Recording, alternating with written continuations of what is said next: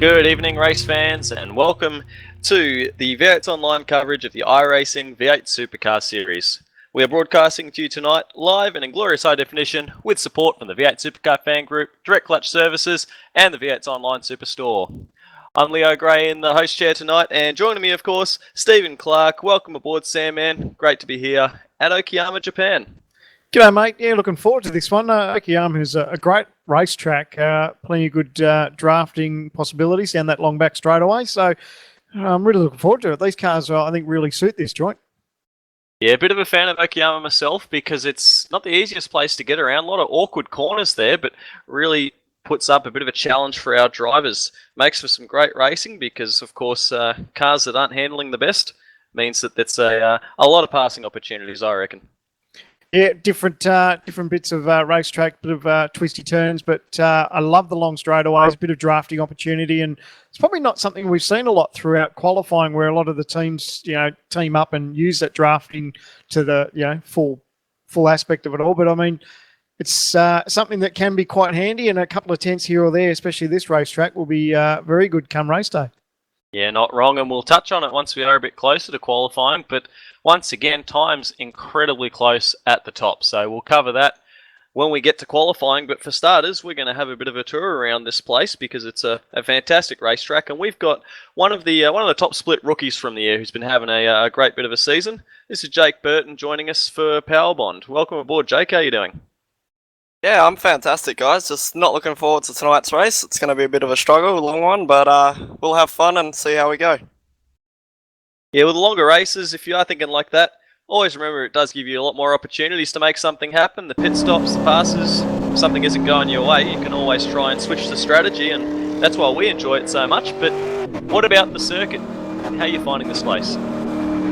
I'm just struggling with it, but it's a place that I've always loved in other cars, and this is my first season, first race in this car here, and yeah, it's going to be interesting. There's quite a broad spectrum with the pit strategies you can use, right? So we'll see how we go, and hopefully have a nice, clean, fun race. Yeah, the V8 Supercar is a challenging car, and it's a challenging track. Now, you've got a bit of news tonight, a bit of an announcement regarding yourself and your team. Of course, first season in the top split with Powerbond, but why don't you tell us what's happening for yourself now?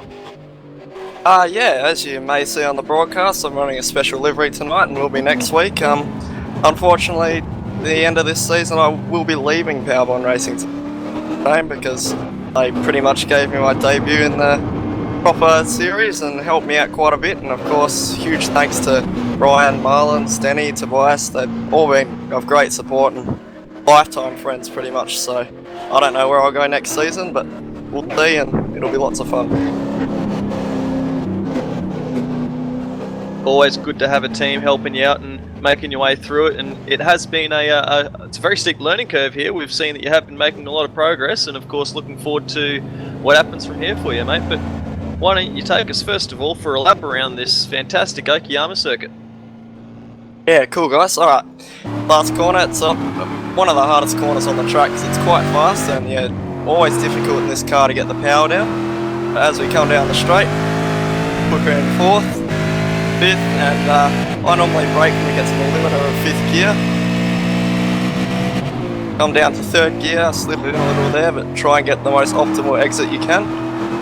Sometimes gets a little loose, but try and take a narrow exit into here, and narrow exit of course, and get the power down, a little loose again, but then this flat out S-bend section down to one of the heavier braking zones on the track. Now this section here is really important because this determines your run down the back straight, and it's very easy to light up the rears and lose traction, so keep it narrow, pedal to the floor, 4th, 5th, and then down here to, as we get 6th gear, to one of the heaviest braking zones on the track without a doubt. Come down into 2nd gear. Also very difficult in these tight sections to get the power down because the car's so loose over the rear end.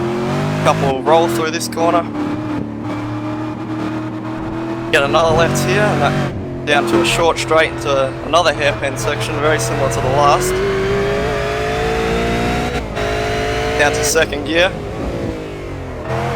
and very difficult to get the power down once again, and try and get good traction coming off here. We get to this short straight, and this helps determine the speed of your lap pretty much. So then you got another corner here, and it's very difficult to get right. You could drop a wheel and send you flying at the last corner. Now we're going to pick the power down, try and get a decent run, and that is a pretty shocking lap, but still a lap of Okayama. Yeah, it's a slippery little circuit. It's pretty difficult, a lot of those corners there, Jake, but still thanks for taking us around a tour of this place. I know it's a place that I enjoy, I like, but then again, I'm not driving it in a big awkward beast like this one, so great job, and thanks for that one. Yeah, thanks guys, and have a good call tonight, and we'll see how we go. That's it, mate. Final qualifying coming up. How are you feeling for that one? Any time left in it? I think I'm down to a 32.8 or something so far. I'd love to get below a 5, which is a possibility, but not sure. I know I'll be starting at a fair way down the grid tonight, but let's hope we can make it up in the race. No worries, mate. We'll be keeping an eye on it in that qualifying session. Only a couple of minutes away, so we'll let you get on with things, let you begin your preparations, and then, of course, qualifying and 43 laps later tonight. Looking forward to it. Yeah, thanks, guys. It's going to be a long one. We'll see how we go. Cheers. Best of luck. See us. Now, talking of the qualifying session that we're going to be going into in just a couple of minutes' time, of course, the final 20-minute hit-out that we always love so much. You see that Madison down, he finds himself on pole position provisionally once more with, again, just less than 1/10 in it, separating himself back to second place. That's Jared Filsell. Great qualifying effort from the ANZ driver. And check out Chad Chastain finding himself up in third. Less than 1/10 separating those top three drivers. Yeah, sensational stuff, isn't it? Congratulations, Chad, too. It's a great effort. There's absolutely nothing there from, possibly him snatching a career pole here. So a brilliant effort. He's surrounded by plenty of great names, and there's not a lot in it in the time. So I reckon this next qualifying session, as always, start to become real crucial, for the start of the race. That's it. If we run through the rest of the drivers out there, Justin Ruggier finds himself in 4th position. There's some exciting news surrounding Ruggier and his real-life plans. We'll tell you about those in a bit. Richard Hampstead finds himself in 5th, Bo Cattell in 6th, Tobias Cerny 7th, James McKnight in 8th, Wayne Burke in 9th, and Nigel Baines rounding out the top 10. The boys going to have their work cut out for them tonight, aren't they? It's when you think about the race distance, these guys got 43 laps in front of them, so it should be good fun to see how these guys go around this racetrack for that many laps. It should be an absolute ripper. That's it. Now, the thing is, of course, that 43 laps is going to mean pit stops, something that we enjoy a hell of a lot here at V8's Online, and it's going to mean that there's a lot of strategy involved, a lot of different ways for drivers to make time and make stuff happen. So looking forward to see how that one plays out. And I think it's going to be as well a fantastic way, well, a bit of a prelude to our next pit stop race, which is going to be next week at Oran Park, which also serves as the grand finale for us this season. 65 laps around that beautiful old Sydney circuit. We're all looking forward to it. Hope you guys are too. And I tell you what, these enduro-style events, these pit stop events, really suited to these cars, and Oran Park is just going to be the perfect setting for the season finale. Oh, you're not wrong, mate. It's almost the traditional home of the grand finale for V8 Supercars. It reminds us of the good old days of when Oran Park was up and about. So really fitting, and 65 laps. Oh, absolute ripper. Yeah, wouldn't have it any other way. Now we can check the championship standings as we roll into round 11 of 12. You see Madison down is a full 439 points clear of Jared Filsell in the standings. It's been absolute dominance from Madison down this season, and we've pretty well have that next championship already wrapped up. Just got to get to Oran Park and it will finally be official. But some great results through the rest of the field. Jared Filsell, George Maris, Bo Cattell, all very close in the fight for second. Lee Ellis and Tobias Cerny, Chad Chastain, Josh Muggleton, Mitch McLeod in there, and Marlon McMullen not too far behind. So still a lot of fighting to be fought out with everyone else out there. Very close.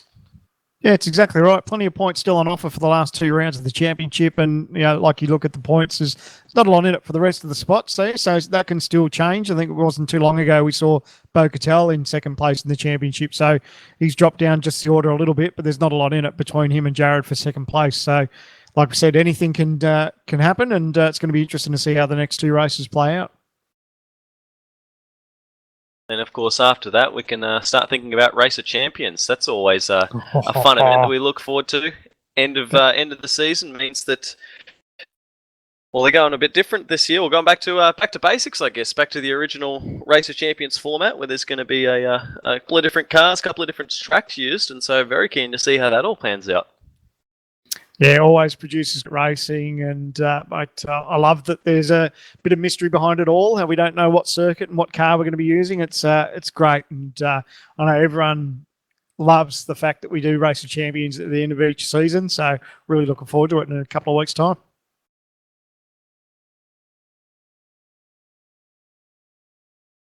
Very nearly, just about to get into final qualifying. Just waiting for that session to kick off and get underway. Then we'll have 20 minutes final shootout to determine pole position and the rest of the grid for tonight's race. As much as there is a lot of passing opportunities on this circuit, qualifying, as always, is going to be absolutely critical to getting a good result. We've seen that, how important it has been a number of times this season, that Madison Down has been master of the qualifying sessions, and of course that's been easy for him to convert into race wins. Other guys that have taken it to him, though, have also been very high up in the qualifying standings. Yeah, looking forward to seeing how these guys will actually handle themselves. You know, this distance around here is pretty important for these guys to get themselves sorted out, and wonder if there's a bit of fatigue may come in towards the end of it. It can be a little bit of a demanding track. Okayama and 43 laps, it'll really test the guys. Yeah, but that's why we enjoy it so much. Whilst we're waiting to load into that qualifying session, guess we will make note of that news we mentioned. Great news for Justin Ruggier, who announced this afternoon that he has found himself, he's signed to Eggleston Motorsports, going to find himself driving an ex-Rick Kelly V8 supercar in the V8 Touring Car Series. That's fantastic news from our point of view. Great to see Justin getting himself in a V8 supercar for the first time in real life. That's going to be a very exciting one to follow. Oh, mate, you're not wrong. He's a great guy, Justin Ruggier. He's got plenty of experience under his belt, and to be joining the Kumo Tyre Series, and tell you what, the season debut isn't too that far away either. So it's exciting that he's able to announce it today, and mate, everyone who knows him couldn't be more happy for him, and really looking forward to see how he goes. It's going to be great. Yeah, that's right. That series is beginning its season in Malala in a couple of weeks' time. It will be on television, of course, so everyone keep your eye out for that. And the car he's going to be driving has got a bit of history as well. It actually won the championship in 2006 with Rick Kelly, and then Tony D'Alberto took it to a development series championship. So a bit of history in there. Great to see Justin driving such a storied car. And, of course, overall, great to see him getting behind the wheel of a V8 supercar in the real world. Can't wait to see how it all turns out. That's right. He's got all of us a little bit jealous, hasn't he? Really looking forward to watching that race at Malala. It's a shame I'm not up there in South Australia to go and see the race, but nevertheless, congratulations, Justin. We're all very proud of you, mate, and it's good to see him taking a kick in the real world and see how he goes. Really looking forward to it. Now, the other thing we are really looking forward to is this qualifying session. 20 minutes at Okayama, going to be getting underway very shortly, just waiting to get some pictures through from the session. Of course, this is the final opportunity to make yourself some time on the qualifying results. Jump up the grid a little bit there. Just one position on the grid could be a big difference come pit stop times in this race, because track position is going to be absolutely crucial. So more than ever, this session is going to be so important, and I don't think it's going to let us down, as we've seen a number of times this season. It can go right down to after the checkered flag to determine the run to pole. That's exactly right. I'm looking forward to checking out the start too. That run in the first turn, a little bit tight and twisty for the first couple of turns before they get down that long back straight. So it should be nice fighting up and down the back on the start. I got pictures through, and first man out, Jared Philsells, second in the championship, second on the qualifying results, and having a great season for ANZ in these tag pest management cars. Yeah, great season for him. No doubt he'd be fairly chuffed. Put down a pretty decent time, but it's amazing how close these times are when you find yourself that close to pole position. He knows there's not a lot there to find, but it's easier said than done to go out there and just quickly find that time. So Jared heading out to begin the first lap. Great shot here from the chopper, and just look at the lines through turn 1 and 2 here. It's an awkward left-hander coming up. Seems like you have to wait forever to be able to get on the power, and there's a couple of corners like that. Sets up your run all the way down through this S section and to this critical right-hander. Yeah, that's exactly the twisty bit that I was talking about of this race. When everyone's bunched up, that will make for some great racing. The guys need to give a little bit of give and take there, and should be interesting on that first lap where these guys are getting into it.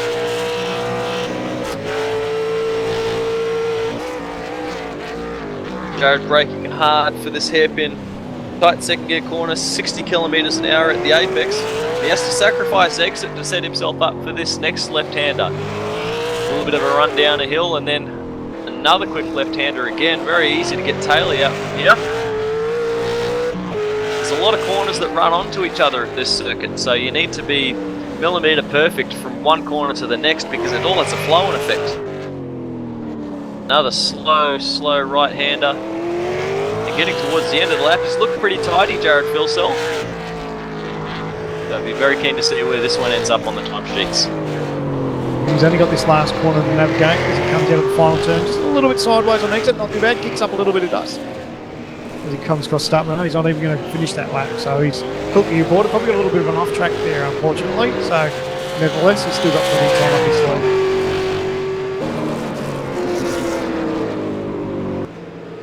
The Ian Ford on screen now, and the Darryl Lee car. Currently P16 for Ian, looking to beat a 32.56, his best for the week. Got a little bit of traffic here in front of him, some sort of draft there, not quite, but that's what he needs, just a little bit of fresh real estate around him. So even though we're talking about lap times in the 1 minute 30s, it does seem like it goes through pretty quickly here because all of these corners that are linked together. The hairpin, then through to the two left-handers at the bottom. It all just runs as big sequences, big corner complexes. There's only really a couple of long straights that are separating those sections of corners, and then the rest is all just tied in as one. That's right, it's so crucial for these guys, just to get a decent bit of movement, to have that stability through the turns, just to try and apply the power and get the power down is really important around here because of the way and the nature of this racetrack. But looks like Ian's car's pretty good at this stage, but looks like he's going to abort this lap as well. Yeah, second drive we've seen ended after the final turn. Now here's a car you'll have to keep your eyes out for because it's a little bit different to what we're used to. This is Madison Down, now driving the Ultimate Karting Sydney TTR Falcon. I tell you what, it stands out there with the orange and white.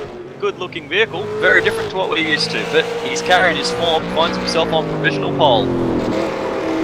Yeah, and well done to everyone at TTR and of course Madison and everyone who's involved at Ultimate Karting Sydney. It's good to see him get on board and support Madison. The car looks great, and yeah, he's certainly doing the business at the moment. We've got currently provisional pole, and the goods, I don't think anyone's going to be able to stop him for a championship. So it's just a matter of how he can finish off the season, where we have tonight's racing in Osana Park. Madison's carrying on for a second lap there. First was a 32.3. Interesting to see if he's following a race run or if he thinks that there's still some more time left in it.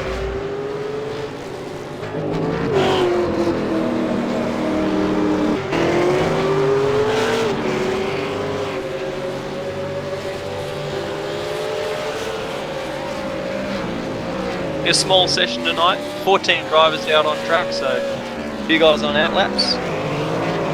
Everyone just looking for a bit of space. Carwin May out there just completed a lap, barely missing his PB for the week.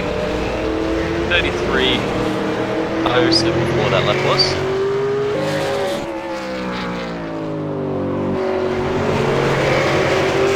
Been a very strong week for James McKnight. He finds himself position 8 on the time. He's 32.2 and he's in amongst that pack that's got just a tiny little gap to make up, and he'll be looking at a couple of jumps up the grid on position.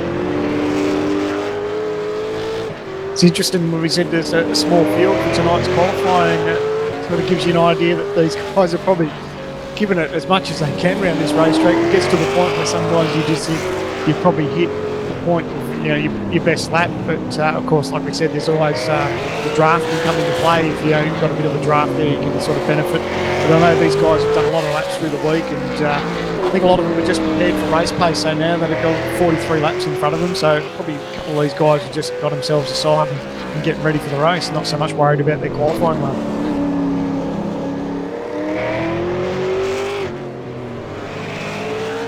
Knight's looking pretty tidy out there. This is going to be his first flying lap of the session. Just to give you an idea, a 32.270 is his best right now. If he makes up 1/10, he'll find himself P7 on the grid. Reasonably tidy so far. We'll see what it is when it's aligned. And you're 32.586.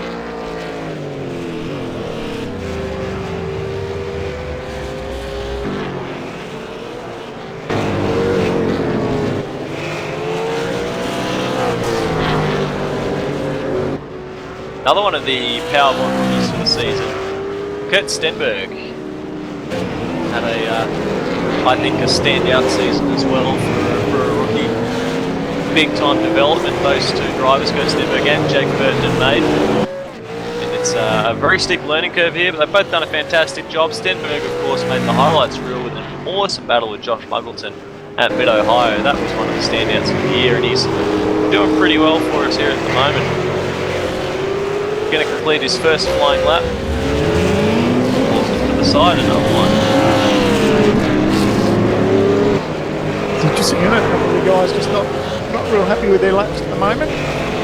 That last corner is an awkward one. I think that they're trying to use all of the road possible because there's a bit of AstroTurf on the exit. And then, of course, maybe pushing it a little bit wide, pulling himself up to an off track, and that's costing them. Now, I've just noticed on the timesheets there, Ian Ford has jumped from a 32.5 up to 32.3, an improvement of 2/10 there. That's moved him from 16 all the way up into 10.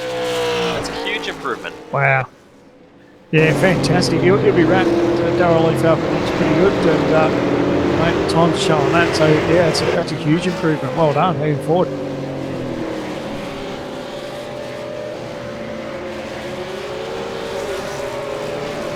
I mentioned the team game. There's two tag cars running nose to tail. Jared Philsell trying to make some time for his teammate Carwin May, and they're both having a bit of drift action. He's going to give it away there, just lost a little bit too much time there. That's probably one of the benefits of getting the draft, is you carry a lot of speed down there, but you've got to take it into consideration in the braking zone. Yeah, very easy to overshoot. Looked like synchronised sliding there, but I highly doubt that it was planned.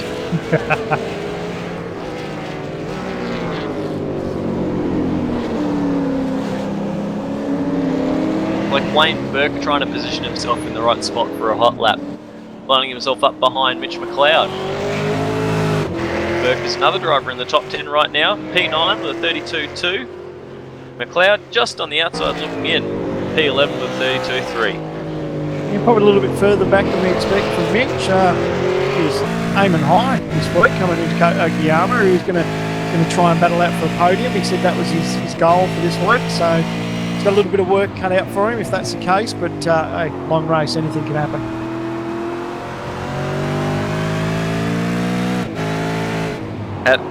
Have seen in the past that Okayama can throw up some pretty exciting and pretty unpredictable racing. It's, like I said before, not the easiest place to run through. Check out the shot out through the nose, through that tricky S's section, and just how long this right-hander is. It's tricky too, that corner. You really want to get on the throttle early, but if you're too keen, you can brake the wheel spin and really hard to get the traction down. So you can see you got the nose in nice and early. Look, car looks pretty good down through that back straight, in through that tight right-hander again. But it looks well behaved. He's doing a really good job. I was going to say, doesn't sound or look like he's fighting at all. Just letting the car flow through these corners, which you need to do. Looking pretty tidy, Wayne is at the moment. 32.29 is his target. Doesn't sound like he's fighting it. Being nice and patient on the throttle. Just lining it up and then getting straight on 100%. Not having to come on and off it like they do sometimes. Here's the right-hander been catching some people out. like Mitch McLeod, same again. He's just pulled off the side ahead of Wayne Burke. Wayne's going to carry on. He's going to come to the line. He's going to 32-1, so he has improved there. Going to move Wayne from P9 up into a position 6th. Got to be happy with that. Just here behind him too. Ham's gone a little bit quicker too. He's done a 32.189. Won't actually move Hampstead up on the grid at all. Hampstead still sits P5 on my chart. So we've just gone over 13 minutes in this 20-minute session, so time really getting away from these guys. Madison down, still continuing on with his, he's doing a bit of a race run there, so good for him.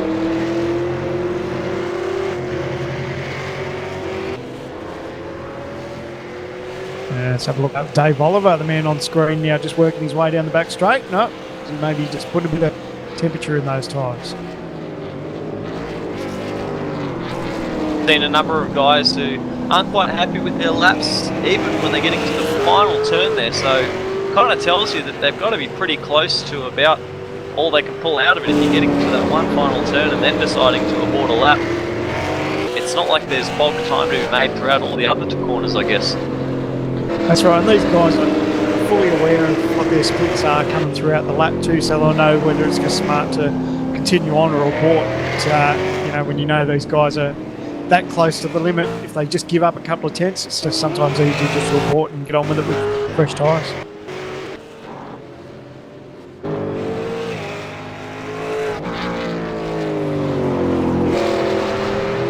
Mitch McLeod coming through the final turn to start a lap. Devious all of the road through that final corner, kick up a little bit of dust. Also having one of his trademark season blinks. Yeah, it's probably a little bit longer than normal. Lost him for half the straight now. James McKnight though having a bit of a steady internet connection. Coming through into turn 1 to start a flying lap.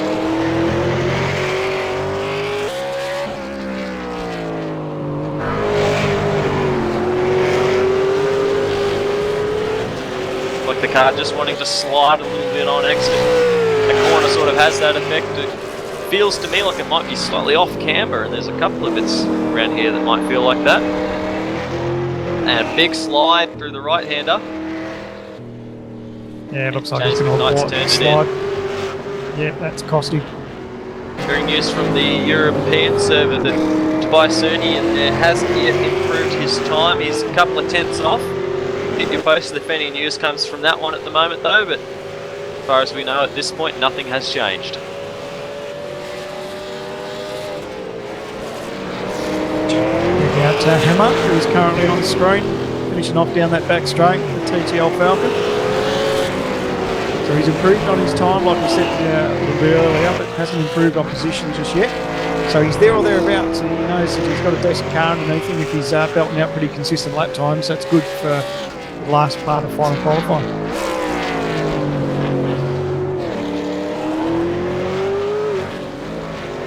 He must be pretty close to his PB though, because that 32.1 is the only flying lap that he's completed this session. Car's riding the curbs nicely through that quick right-hander. He's just touched the grass and had a slide. Jake Burton mentioned that in the hot lap, very easy to do. Hammer carrying on with it though. Hopefully that hasn't hurt his time too much. 32.012, another PB for Richard Hampstead, and that has jumped him up 1 position to 4th ahead of Justin Rogier. Beautiful. Wayne Burke and Madison down, coming to the line. Can Wayne get anything from that pole? No, not quite. Geez, didn't miss it by much though, 32.27. His fastest for this session is 32.136. Madison down, continuing his race run, keeping updated at that. He's done 9 consecutive laps so far. Now Mitch McLeod, next man on screen. Third on the outside of the top 10 looking in. May have a bit of a tow coming up from one of the LED innovation cars. Michael Wilson out front.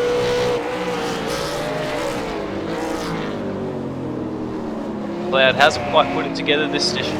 Looking to beat a 32.3.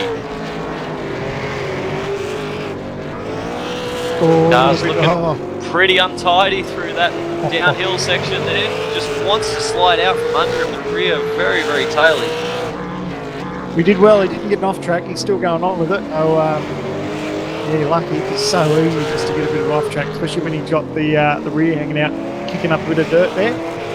So it looks like it turns in very well though, the Michelin Cloud Designs car. Very pointy in the front, which of course the flip side to that is a very taily rear. So the car's moving around a lot. You'll be burning up your tyres pretty heavily and catching a bit of dirt on the exit there. A little bit of grass as well, just for good measure. And he's clouded the wall in a big way. Yeah, I think that's frustration kicking in for Mitch there, so a bit of bad luck.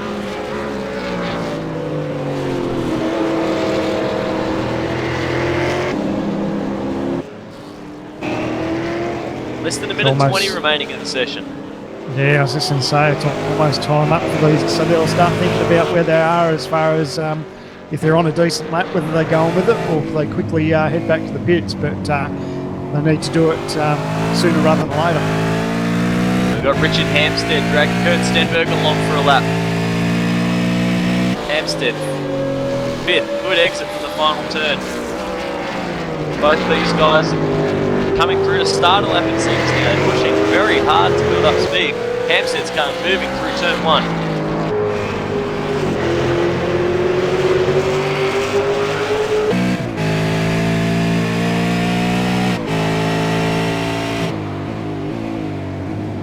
Gonna ride on board with Richard Hampstead. See how long this right-hander is super critical. Bit of a slide on the exit. Long back straight. This sets up the key passing opportunity on the track. Braking hard, braking very late. Car is moving big time in the rear.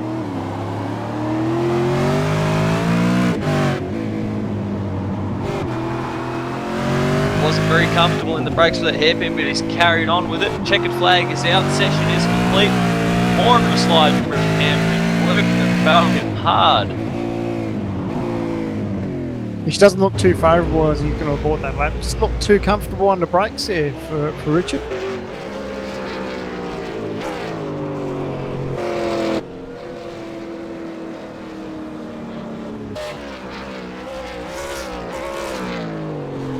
So just see who's out there going on with the lap. Looks like most of the guys are pretty much done, I think. There's only a couple of cars left on the racetrack who haven't aborted. Wayne Burke's still out and running. Car's looking quick as he heads towards the final sequence of corners. Ran well over that curve there. Hopefully it hasn't cost him an off track. Wayne looked very tidy. He set a very quick time earlier in this session. 32.1, which was his PB. Trying to improve on that one. Looks like he's going to do a pit stop practice though. Going to see a lot of that tonight. And looks like that may very well complete the session for us. Well, there we go, a couple of people improved, so that's good. Our final qualifying, and we'll bring on the next one. 43 laps around Okayama, should be an absolute pearler. Yeah, that's going to be the highlight, of course. That's what everyone's all looking forward to. Run through the results from this qualifying session. Only 13 cars completing a time. Richard Hampstead, the fastest of those drivers, on a 32.0. Wayne Burke also improved his time to a 32.1. Madison down, P3. Looks to us like he is going to be the pole sitter. We'll confirm that once we do get through to the race. Ian Ford in 4th, James McKnight 5th, Kurt Stenberg 7th, Carwin May in 7th, Kurt Stenberg 6th, Richard Elwood 8th, Michael Wilson 9th, and Dave Oliver rounding out the top 10. The last couple of drivers to fill out final qualifying. Brad Newman in 11th, Mitch McLeod in 12th, Jared Filsell in 13th, and Henry King didn't put down a time in qualifying. So that'll wrap things up for this qualifying session. There was, of course, the European session. Haven't heard of any changes through from that yet. But 43 laps from Okayama, that's going to be the big one. That's what we're looking forward to. Round 11 for this season. So we'll be joining you very shortly after this little break. Go up, get a drink, and get yourself all keen and ready for 43 laps of Okayama. We'll see you shortly.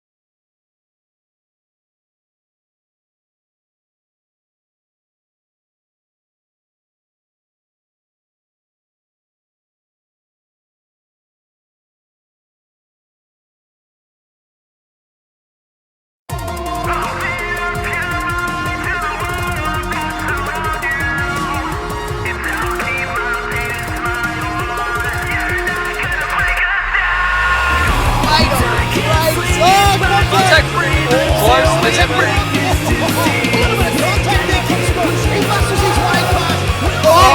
Contact. Look at back.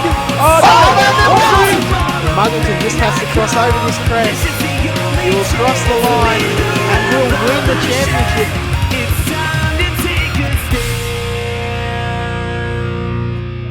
Good evening, race fans, and welcome back Out Online's live and exclusive coverage of the iRacing V8 Supercar Series. We are, of course, here at Okayama tonight. I'm Leo Gray. Joining me, Stephen Clark. Welcome back once again, Sandman. Ready to go racing? G'day, mate. Mate, I'm ready. 43 laps around this joint. It should be good fun to watch. I don't know if I envy those in the race seat at the moment, but it's going to be an absolute ripper from our point of view. That's right. Tough circuits mean that it's a difficult job for the drivers, but a difficult job for the drivers mean exciting racing for the punters. And 43 laps tonight going to bring in another element, one that we always enjoy. That, of course, is the pit stops. Oh, I love that. That means our very own Reece Gardner's going to have a busy night. How you going, Reece? I'm not bad, Sam, man. Not bad at all. How are you? Good, buddy. You looking forward to this one? Oh, yeah. 43 laps around Okayama is always very interesting. And yes, we do have pit stops. And looks like, at least from the info that I've gotten from certain teams, we should expect guys coming in around laps 16 to 19. But we shouldn't see guys pitting any earlier than lap 16 because tires come into play, and it's going to be very crucial to a person's race strategy, their tire degradation. So don't pit too early, and we're expecting about 45 litres of fuel to be taken at the stop. I like that tyres are critical there. I was watching Madison Down's race run that he did in practice, and the times were falling off pretty consistently.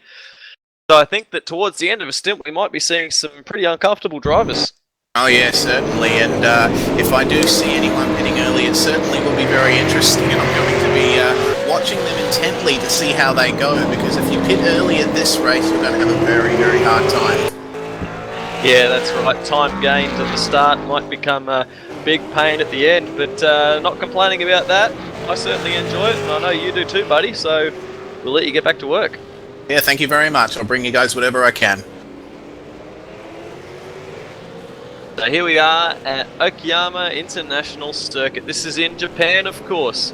The track's 3.7 kilometers long. There are 11 turns, and tonight's race is going to be 43 laps. So a long one here tonight. We've already mentioned pit stops coming into play. Tyres, sounding it's like going to be the big thing because there's not a lot of grip out there and there's a lot of sliding about. Yeah, it'd be good for us, I think, to see these guys battling around on tyres, and of course thinking about that crossover too.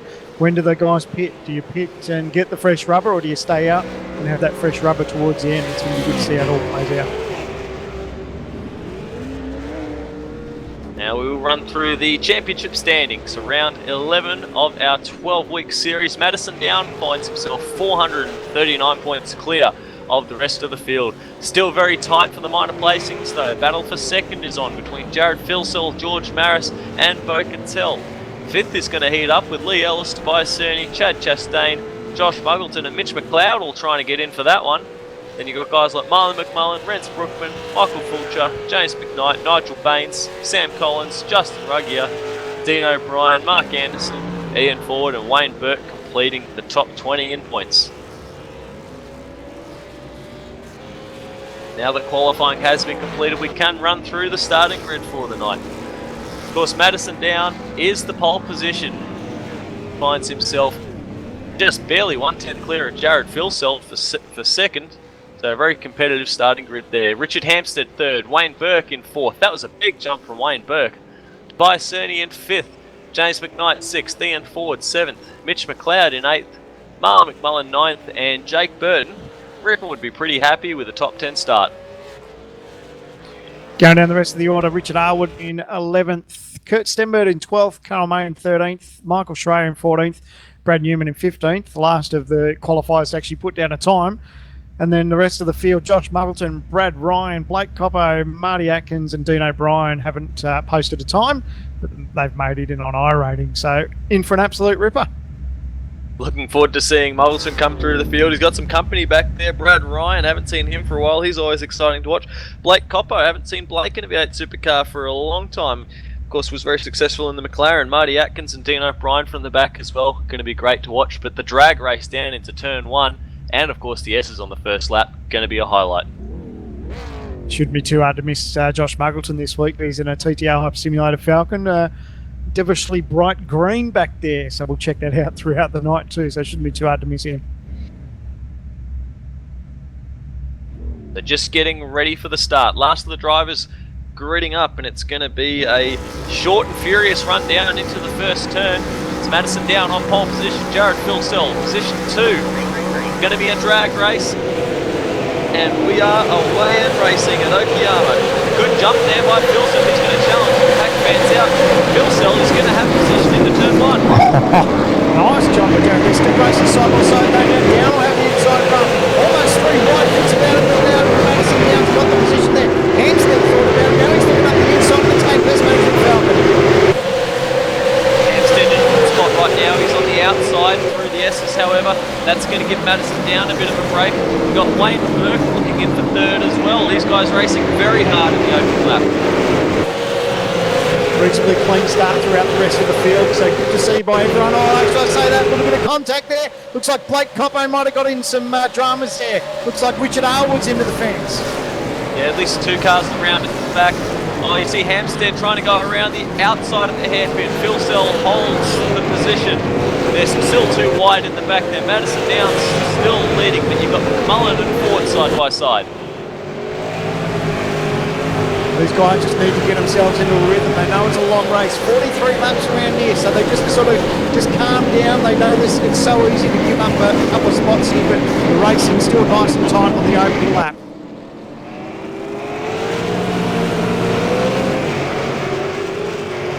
Philsell's managed to get clear of Hampstead, and he's made up a big round. Oh, has a huge wiggle through that left right-hander. He's pulled away from Hampstead. He's got his sights set on that bright orange karting Sydney Falcon. And they're going to complete lap 1. Madison Down leads over Jared Philsell, Richard Hampstead, Wayne Burke and James McKnight. Yeah, Jared's doing a good lap. We'll get to check out where Josh Muggleton looks like he's done a pretty good job to make his way through the field. You see what I mean by that green? That really stands out. Looks like P11 so far. Can't miss it. 5 position in the first lap for Muggleton, putting huge pressure on Jake Burton. We see the special Powerbond livery. Muggo looking to get a move done right away. Yep, gets underneath there. Nice move underneath. Jake thought about the crossover. Can't get the power down. Muggleton will get position. That's into the top 10. What are we? Halfway on lap number 2. Make positions very quickly. They head down the long back straight into the hairpin for the second time. Like everyone holding position this time around. It's still Madison Down and Jared Philsell at the front, but Richard Hampstead has the last podium position. Wayne Burke wants it. Good to see James McKnight going with them as well. Yeah, good run for these guys, Knight and Burke. It's good to see him up the pointy end of the field, and no doubt they'll be loving what's going on at the moment. Just getting themselves into a bit of a rhythm. They know it's a long race, and tell you what, if these boys can keep up with the likes of the driver in front, Richard Hampstead, they're not doing too bad. Oh, we see Wayne having another one of those awkward lines through that tricky right-hander. Very easy to find the grass and find yourself in the fence. Field not really spreading out itself that way. There's pretty well all the cars on the screen down to 16th. Muggo with a run on Ian Ford. Yeah, gets the job done. Nice move. Tell you what, he's got the bit of his teeth now, hasn't he? He's starting to get used to this starting from the back of the grid. Of course, he's got other commitments outside of iRacing that he's really focusing on at the moment. But he has a good race and starts to carve up through the field. He absolutely loves it.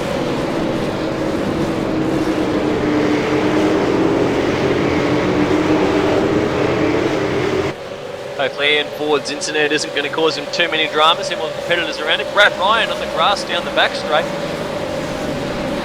Now, he's an exciting guy to watch, but that's not the way to do it, Brad. Finds himself in P13, so another one of the movers from the back. All side-by-side racing down into the hairpin. Schreier, Newman, Atkins.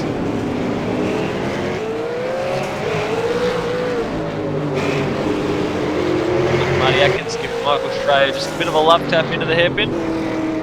Rubbin's racing, isn't it? It'll be right. No complaints from me.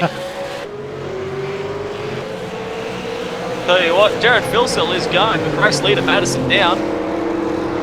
He's putting pressure on the race leader, championship leader. They're 2 seconds clear of the rest of the field. Philsell looking pretty racy, just positioning the car in an aggressive position. He's not riding here. He's going to want the lead. He's fired up. You can see the new colours that Madison Down's got on board thanks to Ultimate Karting Sydney. But he's having an attack on that car. He's really looking good at the moment. But I think if he just sort of hangs in there and pests, Madison a little bit, he could make a little mistake. But what he needs to do is if he can get close enough down this back straight, he can take full advantage of that draft. I like that he's not just following in the tyre tracks of Madison Down, he's taking his own lines through some of the corners there. You can definitely do that here at Okayama. And you see him just pulling out of the mirrors down the back straight. I like it. Love it. I like it a lot. He's just chumming down the brakes. He's got nice position there of the car. And that's what you need to do. If you just move around in the rearview mirror, just get the driver in front of you just to make sure he's keeping an eye out. And if he thinks you're going to make a bit of a dive, sometimes that can lead to a mistake. And probably not a lot that we see from Madison Down, but at the end of the day, he's doing all the right things and he's staying true.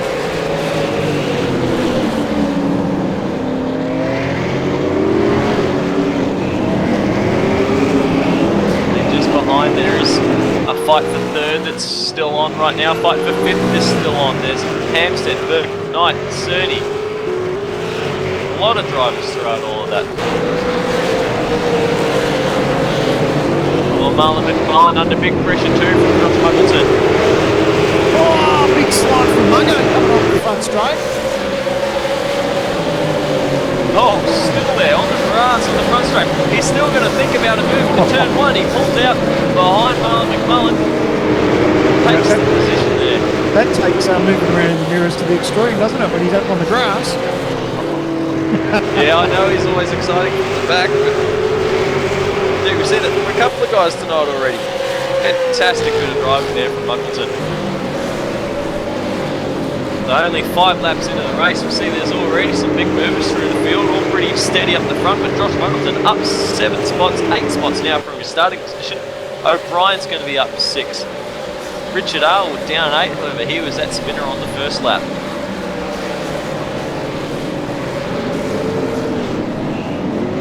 Mentioned the fight on for 5th. James McKnight has it. Tobias Cerny wants to. McKnight had a bit of a slide. That's going to get Tobias hungry. He sees that car moving around in front of him. He's going to want to make something happen. He's going to have to do it quick because Josh Muggleton is only a couple of cars behind. Tobias is looking pretty good right now. McKnight has another bit of a slide.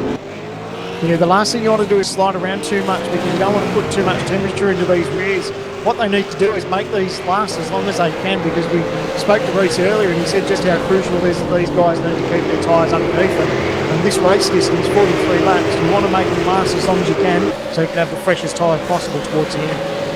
Yeah, McKnight still not looking very good on those rears. He was sliding a number of corners there. He's still got the position into turn 1. Mitch McLeod sitting behind him having a bit of a blink, going to be distracting for the drivers around him. Tobias taking a different line through turn 2, trying to straighten up the corner as he knows the car in front is looking vulnerable. At the same time though, Mitch McLeod is getting closer to the back of Tobias Cerny. Cerny's going to have to make something happen, otherwise he's going to be in trouble, especially with the way that Mitch McLeod is having internet dramas right now. Yeah, the one thing Muggo needs to is if he can get past him as quick as he can, because it's so distracting as a driver when you're coming up on someone who's blinking like that. Looks like, I was going to say it may have been holding up for him, but yeah, Muggleton really wants to get rid of him as quick as he can.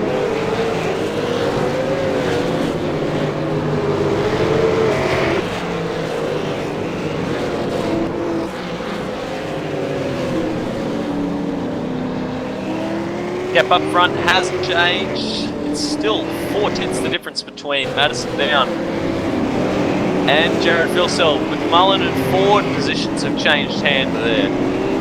McMullen takes P9, the Darrell Lee car.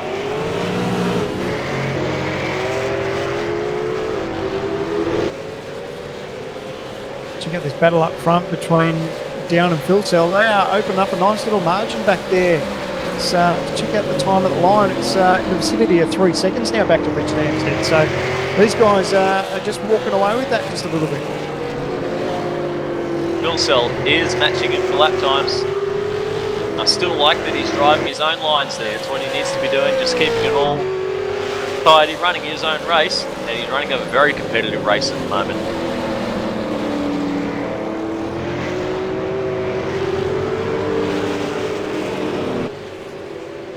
They're heading down the back straight for the 7th time.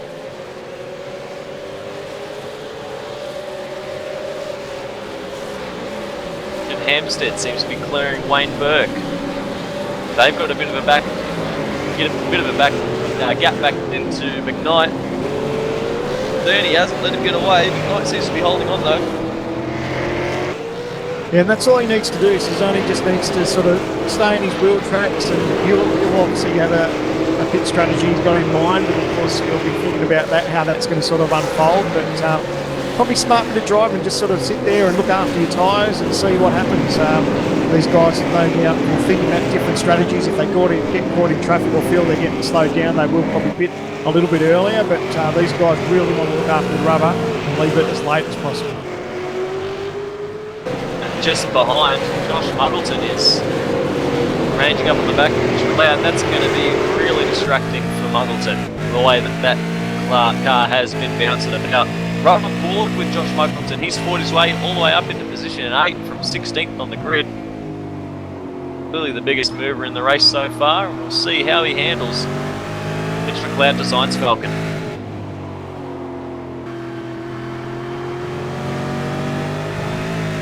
Just so uncomfortable to have that car there, 1 minute gone the next.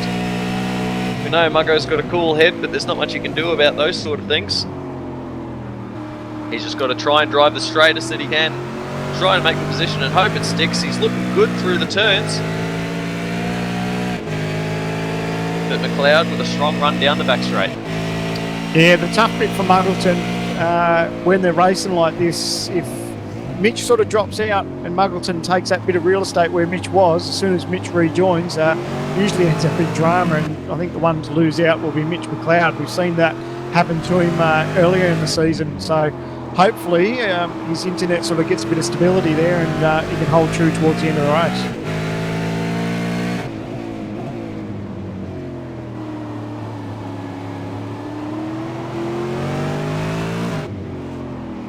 Bill Sell's still there. Madison having a bit of a slide off the road at the second to last turn. Kicked up a bit of dust.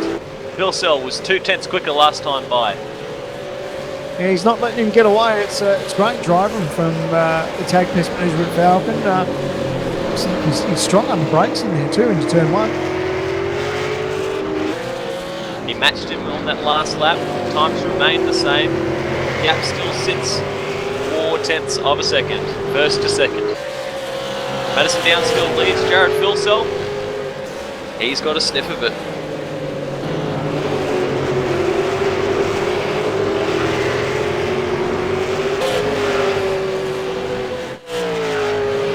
I see Jake Burton running a pretty colourful Powerbond livery for the race tonight. If you weren't here for the pre-race show, Jake Burton took us for a hot lap around Okayama, announced as well that he's going to be leading the Powerbond team at the end of the season. Put together this paint scheme as a bit of a thanks for that. A couple of cars up the road though, Muggleton's lost a position on Marlon McMullen.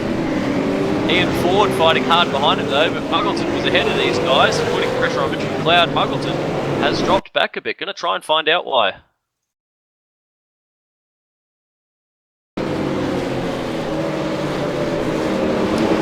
It looks like his brake lights are on.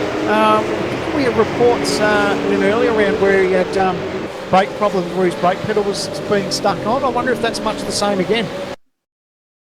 Yeah, very weird. He was losing a hell of a lot of time for no apparent reason, and they've just blown past him on the straightaway. He's nearly 15 kilometres an hour down on speed. Yeah, I think if you check out the back of his car, his brake lights remain on, so I think it's his brake drag again. Unbelievable. That's got to feel so disheartening as a driver, especially with the charge that he had on.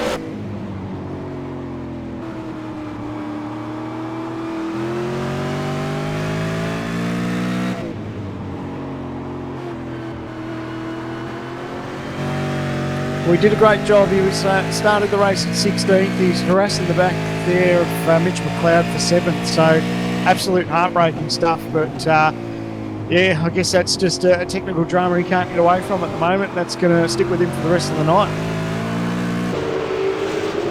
Now we'll cross to Reese in the pits for Astro Gaming headsets. What do you got for us, Reese? Well, guys, I can confirm that Muggo does have a dragon brake pedal. I heard as much from Marlon McMullen when he passed him. Yeah, you see him now. He's heading down the back straight, and he's got no speed there. This is hurting him in a big way. Yeah, well, bad luck for Josh Muggleton. I just wanted to say, just as a bit of an aside, if it's not too much trouble, I've got some facts lined up for Okayama, or has something happened, Sandman? No, sorry, mate. Just Muggo having a big moment on exit there and nearly got cleaned up. But sorry, mate, go for it. Oh, not a good night for Muggo at all. But I just wanted to run through a couple of facts about Okayama International Circuit that we're racing at. We're actually racing at a former Formula One circuit. This track hosted the Pacific Grand Prix in 1994 and 1995, both races won by Michael Schumacher. The track was built in 1990 as a private racetrack for the wealthy, and it was originally called TI Circuit Ida. TI stood for Tanaka International, which was named after the circuit's builder, Hajime Tanaka. He was a golf club owner whose millions helped to fund the building of the circuit. And this track, as you may have noticed in the track preview, a lot of the corner names are English driver names. They're named after the British veteran drivers who attended the first ever race at the circuit. But I just wanted to say also, this track is not the same layout that it was built with, as was the case at Phillip Island last week. The Moss S, which is the S-bend just after turn 2, that originally wasn't a part of the circuit. It was a straight run to Atwood Corner. And that's about as much as I've got, guys.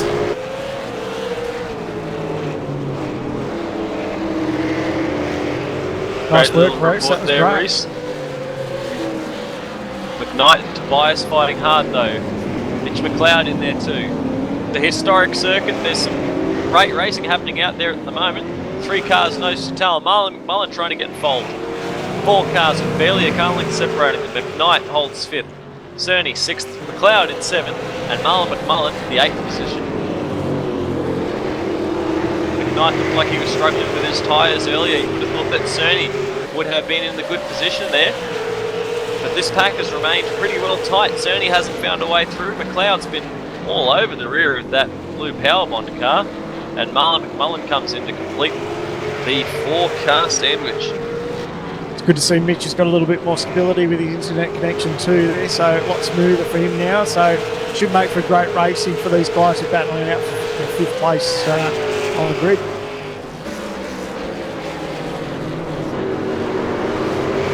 Muggleton's still having troubles. He's down to 14th. Blake Coppo is just, I was going to say, just about to drive right by.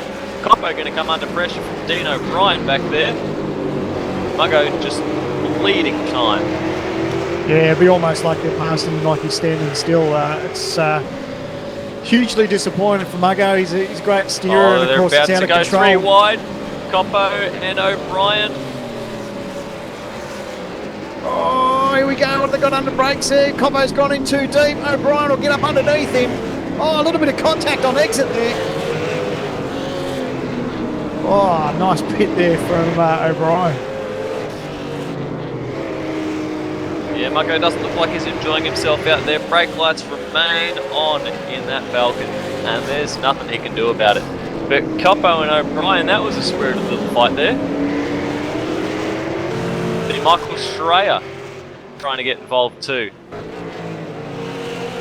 Brad Ryan and Kurt Stenberg, a couple of cars up the road. Ryan, of course, another one of the hard chargers in the back of the grid, 17th, up into P11. Stenberg looks like he's running well behind him though. These guys are trying to join the top 10.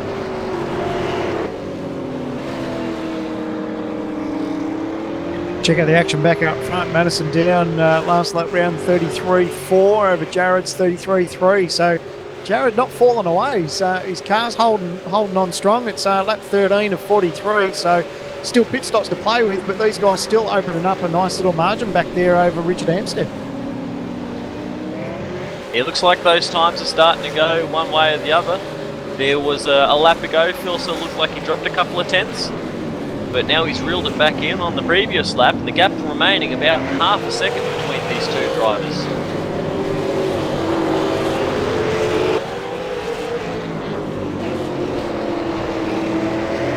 Fight for fifth still on. Got to say, I think James McKnight is doing a fantastic job to hold on.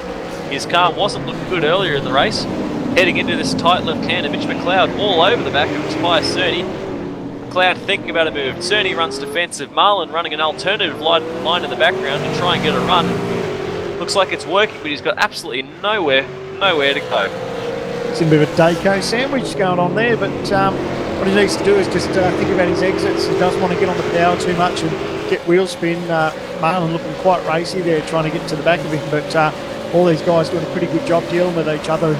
So easy to get excited when you can see a couple of positions up there in front of you. These guys pretty much nose to tail for the last couple of laps. So, and maybe they'll start thinking about pit stops and when they're going to make their pit stop, whether they decide to come early or leave it a little bit later. Yeah, see him driving different lines. McKnight running a shallower line through the turns, whereas Cerny was aiming it up for a very late apex to try and get a run on him. Mitch McLeod's following Cerny. Just hasn't been able to make anything happen with it. They're going to have another run down this back straight, lap 14 of 43.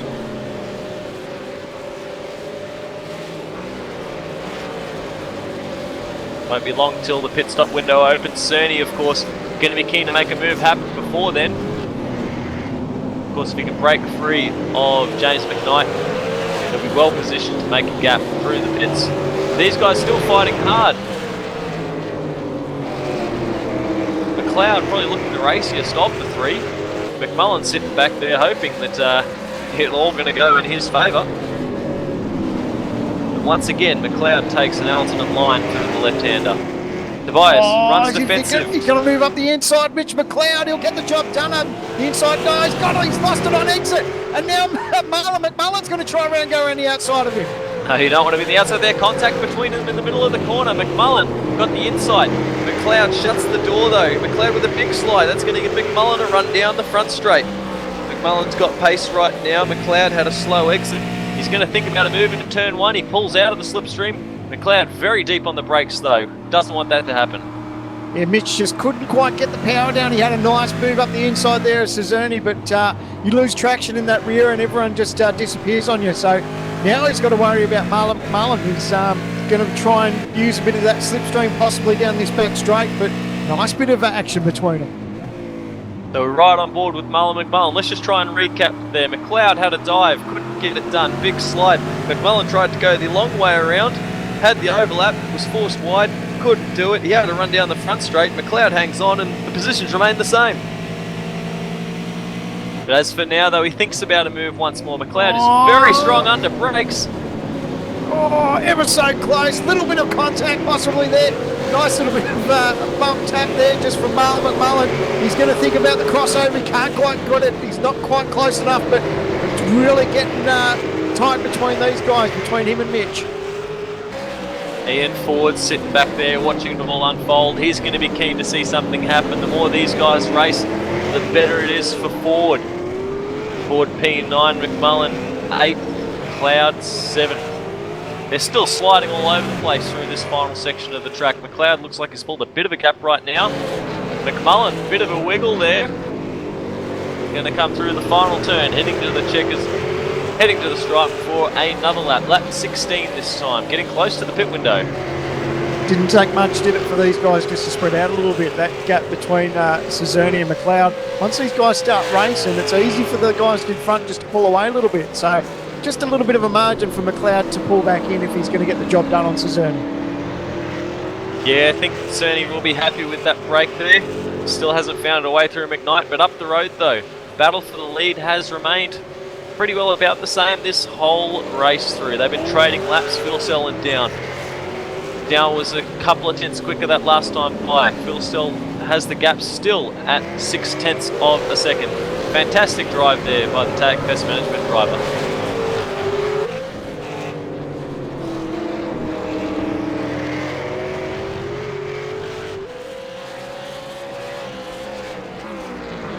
And of course, as we get closer to pit stops, both these drivers will be looking for some sort of an advantage. So there is a possibility that Jared Filsell sitting back there could just be trying to save a little bit of fuel and have a quicker run through the pits, because a short fill, if you can jump Madison down, we know it's tough to pass through here. He might be thinking of that as his way to victory, because he's not letting him get away. That's right. He's shown that he's got some decent pace on board. So if that's something he's thinking about, that could work out to his favour nicely. McKnight in the pits. Wayne Burke in the pits ahead of him though. So the first of the drivers in. Burke, McKnight. Burke looked like he had clear track, but McKnight was definitely struggling with the tyres. Yep, so that was 4th and 5th when they came into the pit lane. So it'd be good to see how that all unfolds, if they've got any advantage coming in early. Brad Ryan in too. He was another guy who was charging hard. Dean O'Brien's also in as well. Blake Coppo joins him. Brad Ryan has spun in the pits, had a bit of a moment getting into his pit bay. Not sure exactly what happened there with Brad, but it's all gone wrong. See if we can find that on a race recall replay. He heads into the pits. All seems normal from here. Looks like he may have just retired. Yep, don't know what to say to that, but gap up front. This is something we want to keep an eye on, because Filsell just a little bit quicker this time by. He was 3/10 quicker on that last lap, and as they stand right now, he's only 4/10 behind. Here we go, Downs in, so Madison's going to fire into pit lane, put fresh set of boots on it. Now we'll see how it plays out, whether Filsell should have come in as well. Filsell's going to be pushing hard to try and make a gap. Hampstead in behind him. Yep, Tobias is in, McLeod's in, McMullen's in. Ian Ford's going to stay out. Jake Burton behind them. He's coming in as well, along with Kurt Stenberg.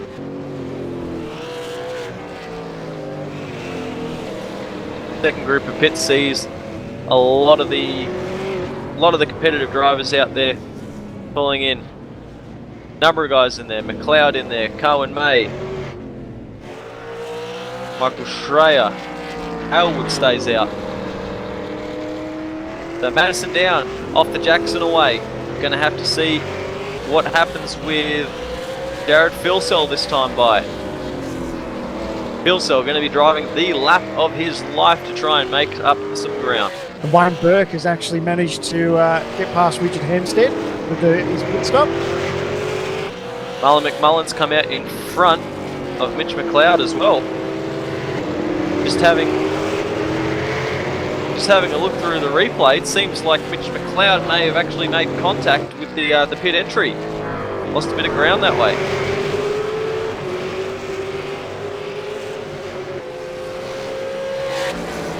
And keep an eye on Jared Filsell. Looks like Jared's made the dive to pit lane too, so he's on his way to get his fresh rubber. Filsell pits. This is going to be the most important pit stop of his short V8 Supercar racing career.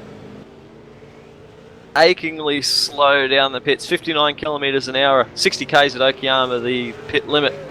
Very good entry, he didn't leave any time out there. Now it's all going to be in the hands of his pit crew, of his strategists. How much fuel is he going to take?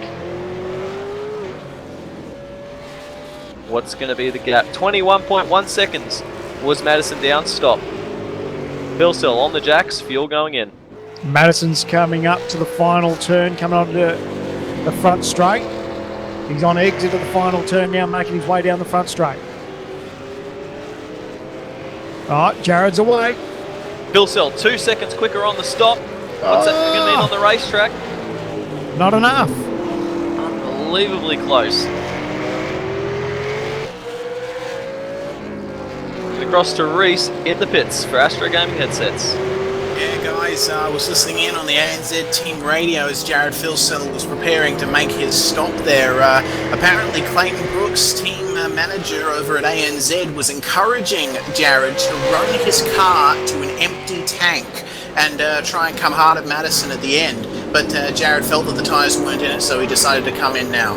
Sorry, Reese, Wayne Burke, Richard Hampstead, these guys fighting hard. Side by side, they ran through the hairpin. Going to have a bit of a run down the back straight. Burke's going to try and make something happen. Hampstead won't have a bar of it though. Into the hairpin they go.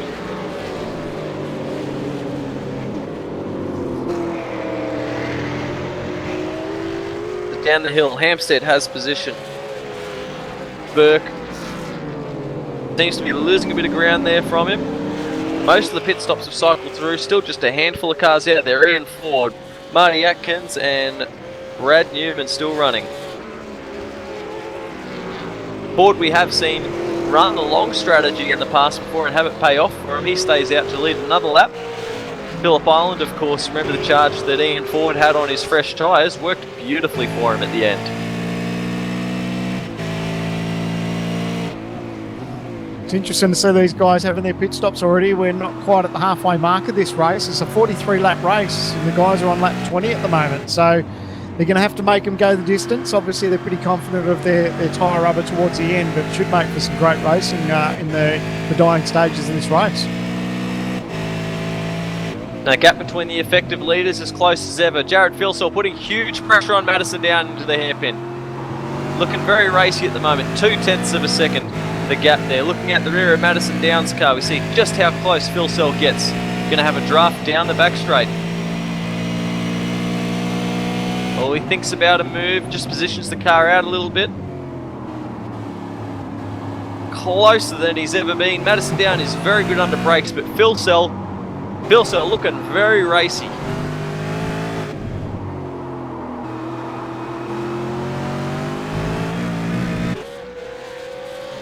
He's carrying speed at the moment. Madison Down is not getting away. And his lines, you see, once again, just a little bit tighter than Madison Down's. Down with a little bit of a slide through that slow left-hander. Filsell is there. Quickly checked with Reese in the pits. Yeah, guys, just as I started listening into ANZ again, Jared was encouraged not to work his tyres too hard because they would be terrible by the end of the race. I'm not sure what he's doing right now. I'm just hearing now he's being told he's got a long way to go, so probably being encouraged to back off slightly, but we'll see what happens with Jared Filsell. Filsell is a racer though. When you can sniff victory, there's only one thing that you're going to do. Lap 21 of 43, still a long way to go, but he's closer than he has ever been right now. Yeah, he's done everything right, hasn't he? It's not something that's just sort of happened in the last lap or two. He's done it from the drop of the green flag. The pace has been there from the start, and all he needs to do is just hang tight. If he can just maybe get Madison Down into a bit of a mistake, it's hard to say, but it could be beneficial for him, but a long way to go in this race still.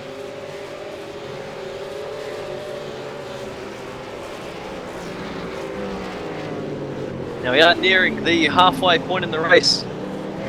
Have got some news regarding V8s Online that we'll need to touch base with you all through. So I will introduce our director, our good friend Sebastian Murray Wesberg, who sits with us behind the scenes. Welcome to the broadcast, Seb. Great to have you here, and hopefully you can tell us a bit about what's happening with V8s Online. Thanks, Leo. It's good to be here. I'm here every week, and I love the racing we get every week. But bit of sad news from my camp. I am looking at moving house at the end of the season, and will not be able to continue broadcasting with the V8s Online team, as I'll be losing my NBN connection, and therefore won't be able to broadcast in high definition, which is a little bit sad, but it's a change of time. So in saying that, we are in the hunt for a new director to join the crew. If you are interested in jumping on board, helping us support, bring all this great action to our viewers each and every week, and have it a good, solid internet connection, let us know. Send an email through to v8online@gmail.com, or you can head to our Facebook page, facebook.com/v8online. Let us know. Any support you guys can give us is great. We love bringing all this action to you guys. I'll still be involved in the behind the scenes stuff, but unfortunately at this point I won't be able to broadcast anymore. So yeah, sad news. Yeah, it's sad to hear that, Seb, but tell you what, it's been a great thing to be a part of. Great to be doing the races here with yourself as director, and of course it's been a huge thing for V8s Online to have you on board. So as well, we'll have to put out a big thanks from myself, everybody else on the team, and of course from all the viewers out there, because it makes a big difference.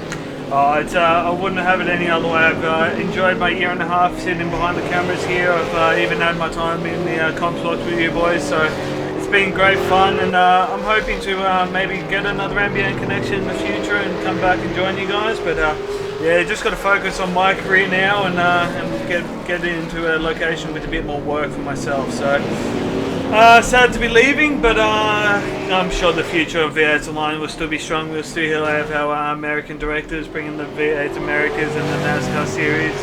They'll be continuing on, and I'm sure you guys will work out something to keep this great action coming to you each and every week. Sounds like a plan to me. So you hear it, viewers. We're on the job hunt. If you or someone you know is a fan of V8 Supercars, has a strong and solid internet connection, that's a good enough start. So get in touch. Love to have you get involved as well. And who knows, you could be part of the team here. I'll vouch and say it's a fantastic job. They don't pay too well, but we do it for the love of it.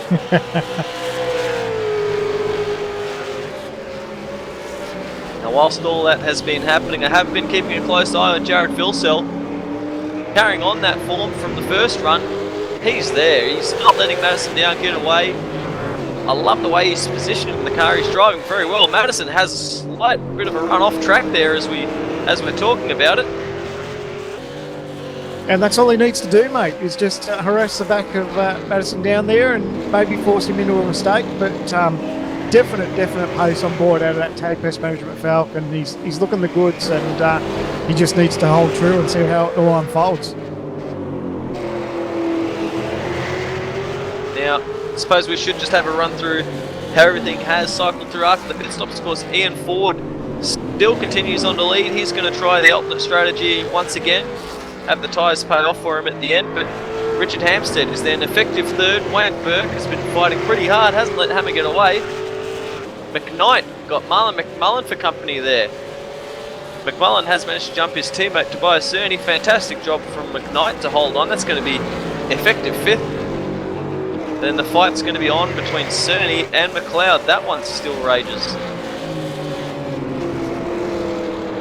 Yeah, Mitch was in the thick of it between these guys, and looks like he's just he's got a couple of spots to get behind there. But like I said, he's battling with Tobias Cerny. But who knows? Still plenty of distance for these guys. Looking at the movers there, you see that right now Marty Atkins, biggest mover, up 7. Ian Ford up 6 as well, but still to pit. Once again heading into the hairpin. Still Madison down, and Jared Filsell, nothing between them. Mitch McLeod has a run on Tobias Cerny. McMullen has the position on James McKnight. Tobias holds on, McMullen gets the spot, McKnight drops back 1. Ian Ford into the pits as well. Bring up a race recall replay on the pass. Marlon McMullen put on. Got it done into the hairpin before the back straight. Just had a really late dive under brakes. Fantastic job. Position his car in the right spot. Make the move on James McKnight. And that moves him up into effective 5th. Yeah, it's good for Marlon to now be able to push on. Still a bit of a gap there if he's going to try and chase down the likes of Wayne Burke and Richard Hampstead. But nevertheless, he's got the job done. Nice move, and he can just look forward now.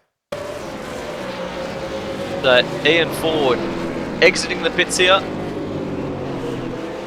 He's going to find himself, from the looks of things, P9 for Ian Ford. So that's a pretty solid result there from him. He's going to have fresh tyres, lap 25 of 43.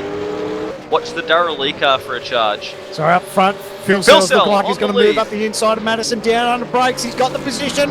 Oh, a little bit of contact there. He's made black. He's hit Madison down. He's just back down a little bit. Great sportsmanship there from Filsell. They both went in a little bit deep, a little bit of contact there, but nice bit of sportsmanship from Jared. Still going to continue on though. Filsell got a bit of a run. We're going to bring up the move on the race recall replay. On ball, Madison down, has a bit of a slide hanging into the corner. Filsell then makes a little bit of contact, pulled out of it, doesn't want to make a pass or a bump and run. And now the fight is going to continue on. Yeah, smart heads up driving there from Filsell. He knows he's got the pace on board, so easy enough for him just to back out of it, just gather it up.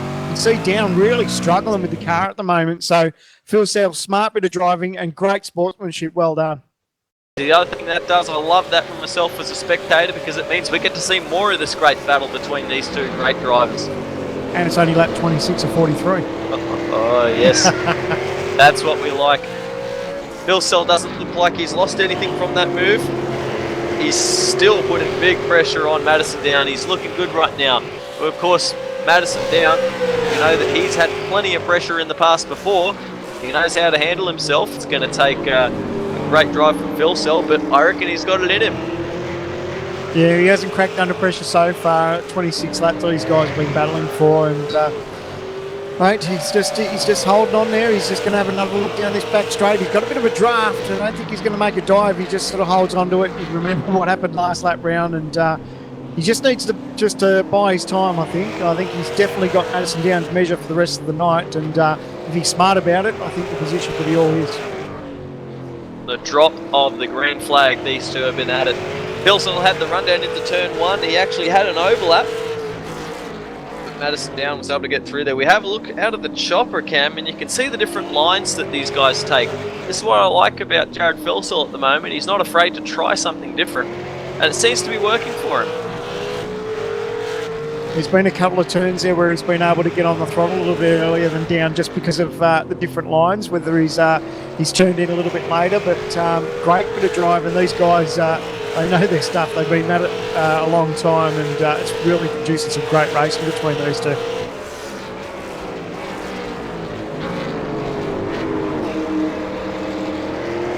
There is something to note with the different lines, as these two guys actually drive in a slightly different way, because Phil Sell, one of the few right foot breakers in the field, which I think is always interesting to note.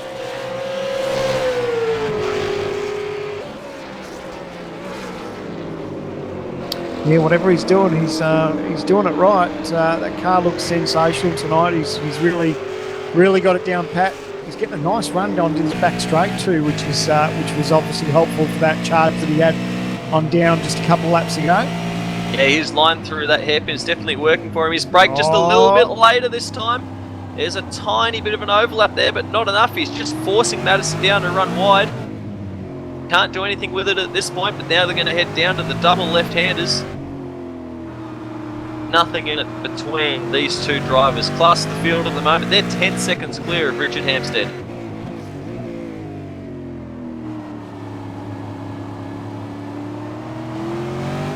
Right on board with Jared Filsell.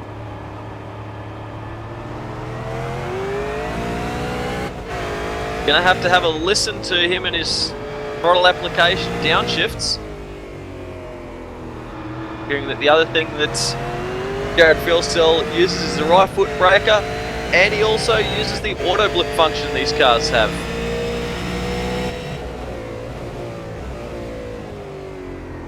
Auto blip not being a common thing used by a lot of the drivers. Some say it'll actually sap you a bit of time, but I tell you what, he's doing a fantastic job if that's true.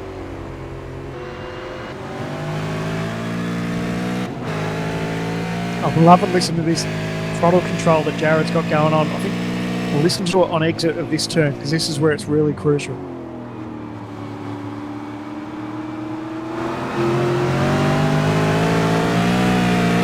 Oh, I can just hear him just lighten the rears a little bit on exit.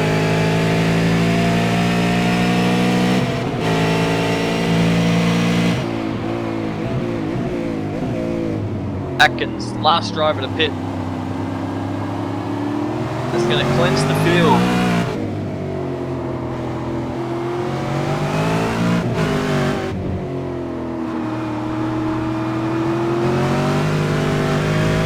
Just watching it, I don't think Jared Filsell would be able to get any closer at all.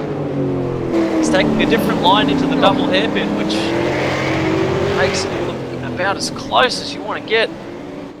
It's tough to make a pass through that section though. How good is it? He's kept him honest the entire race so far. It's been sensational racing between these two, and Jared's really taken it up to the champ, but I reckon he's got it. He's definitely got good car pace. Well, the thing is, he's got the pace, but he's also got Madison Down in front of him. And that's the biggest hurdle right here. You know that Filsell has got the talent. We know that he's got the car under him, but he's just got to get around. Someone who's maybe just a little bit successful in this series. You haven't got to win yourself, and you've got Madison down in front of you. But I tell you what, I reckon that's got to be more motivation than ever, don't you? Yeah, it's exactly right. And it doesn't hurt when you're running up against someone like their calibre of Madison Down. It's good. You know, these guys have hit their strides this week. Their testing obviously has gone really well, and that car looks sensational. And he didn't miss out by much in qualifying. There was nothing in it. So these guys really on the limit, nose to tail from the drop of the green flag. And mate, I can't tell you how this is going to end up.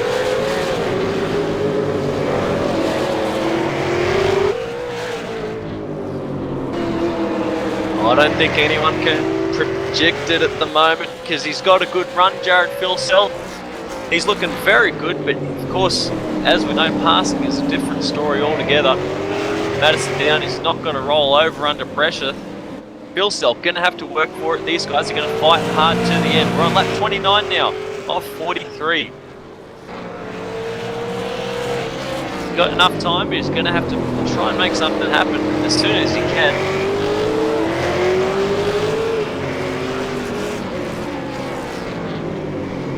Heading to the line, it's another one complete.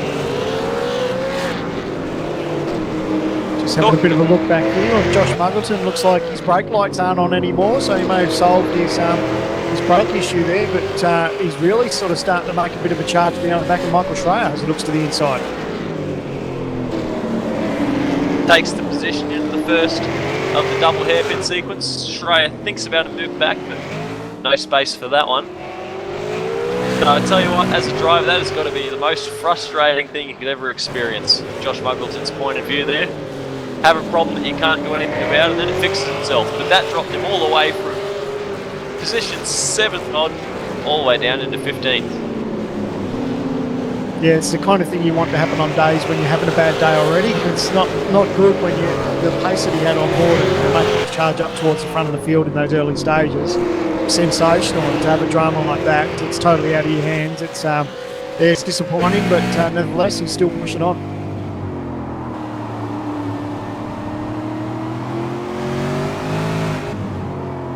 Fight still rages on at the front of the field here. Lap times are just blow for blow. Philsell might appear to be a little bit quicker, because as soon as he gets a little bit of a distance between him, he reels it right back in. Got the pace over the rest of the field too. They're in the 33, and it was a 34.0 last time round, so it's up there slow. Ian Ford and Josh Muggleton are the only other two guys that are on that sort of pace, and even they're a couple of tenths off. Ian Ford, of course, with fresh rubber, and you'd say Muggleton's tyres weren't really getting much of a workout either with the way he was running.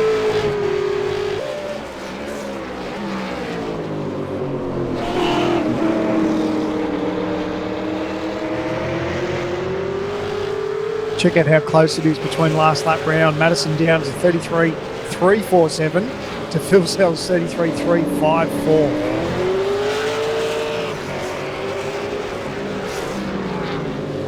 Philsell just keeps showing the nose into the hairpin. He's not close enough for a move there, but he's just doing enough to make Madison Down think about it and know he's there. That looks like he's having just a little bit of a blink right now. Showing some very high pick in the server. Hopefully that isn't going to hurt him too much. And hopefully it won't be too much of a distraction for Philsell. Yeah, scary stuff for Down. His ping's in the 670s, so 670 odd. So something we haven't touched on for a little while. We haven't had to worry about it, but it looks like it's coming into play a little bit tonight. Hopefully that doesn't ruin this race between these two.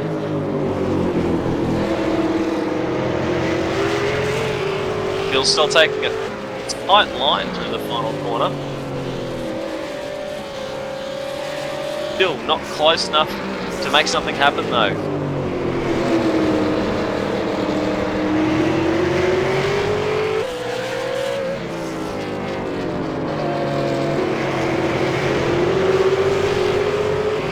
The other bit of news out of the ANZ camp, Philsell, of course, teammates with Justin Ruggier Great to hear today that Ruggier has found himself a drive with Eggleston Motorsport in the Kumo Tyres V8 Touring Car Series. Fantastic bit of news there, of course, we're all excited about. Jared Justin himself will be very excited too, of course. He'll be driving a championship winning V8 supercar. He'll be very excited for his teammate too right now, Jared Filsell. Oh, is this an opportunity? He's going to look up the inside. Madison down, just went a little bit wide. He thinks about a move up there on the outside. Jared's going to have to look up the inside for the crossover. Can he get it done? Oh, he thinks better of it and just tucks in behind Madison down.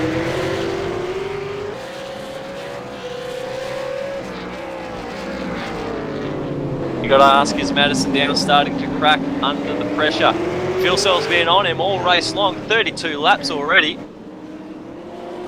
Maybe just a slight chink in the armour starting to show. And that's going to be just more encouragement for Filsell. He's going to see that, he's going to smell blood in the water, and he's going to be fighting even harder next time by. Oh, they both just a little bit of a wiggle there on exit, touch of the grass.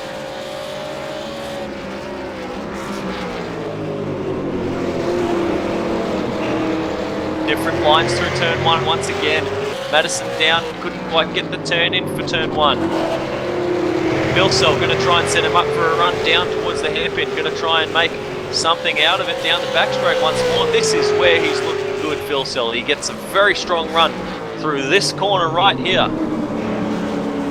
Then once again his car turning good, taking a different line, getting himself straightened up a bit sooner, although he had a bit of a wiggle that time.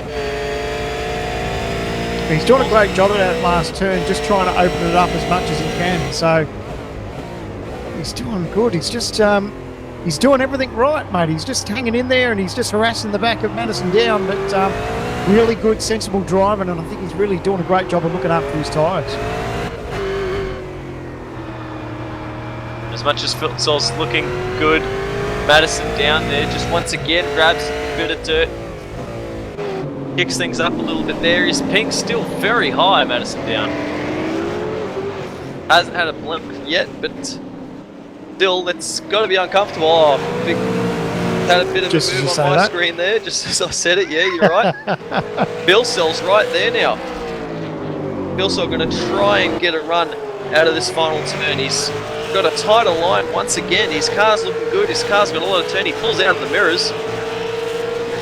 Just trying to spook the series champ.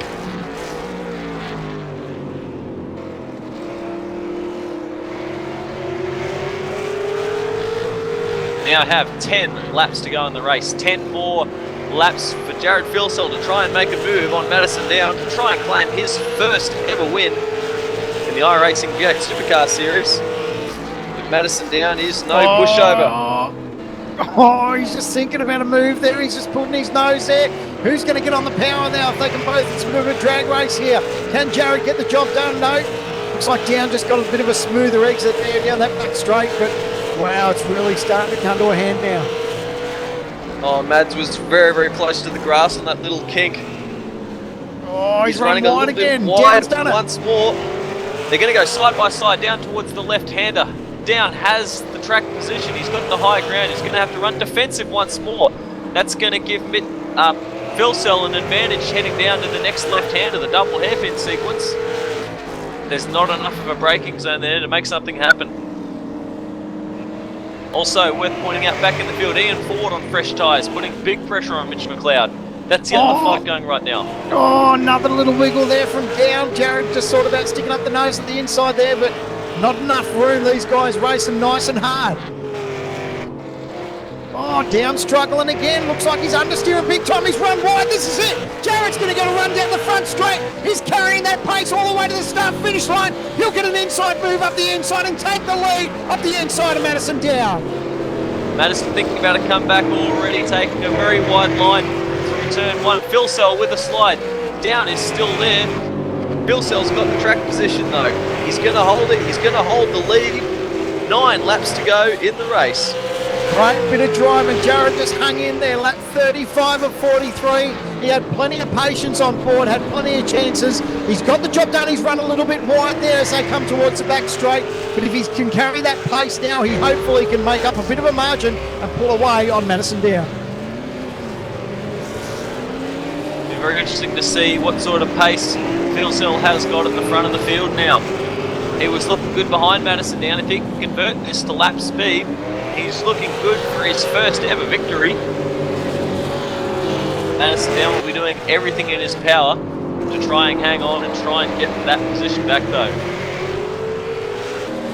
Oh, big wiggle there. Down's car isn't looking good. Fuel Cell, however, looking pretty tidy. Gonna have to keep a cool head about himself now, and it's Fuel Cell's turn to have to wear the pressure. But I think he'd be pretty good. His cars looks like it's behaved pretty good from the drop of the green flag. So I think that's one less thing for him to worry about. He knows he's got a decent car underneath him. The guy's got about the same tyre wear. There was only a lap difference between their pit stops, so now it's just a race to the end.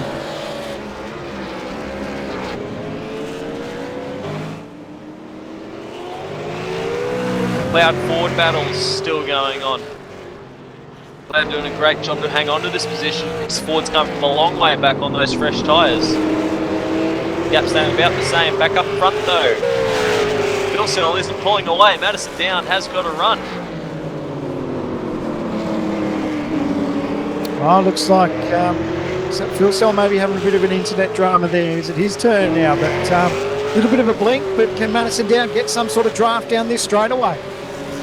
Bit of a leading curse perhaps. Madison Down has a run. He thinks about a move. He's going to put the he's nose going to in look there. at the inside.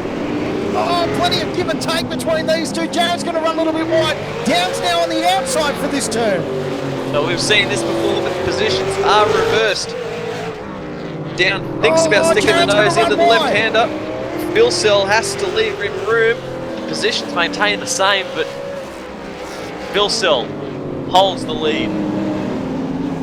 How's this? Great pressure driving from the drop of the green flag. Roles are reversed now. Down's going to try and find a way past Fuel Cell, but Jared's had a pretty good car, and now it's going to be a race to the flag. It's not going to be easy for him. Going to have his work cut out. Was wondering if maybe Fuel Cell had been biding his time to try and save tyres. Clearly that isn't the case. These two guys, they're going to be at each other's throats till the checkered flag. Each of them want to win. 7 laps to go.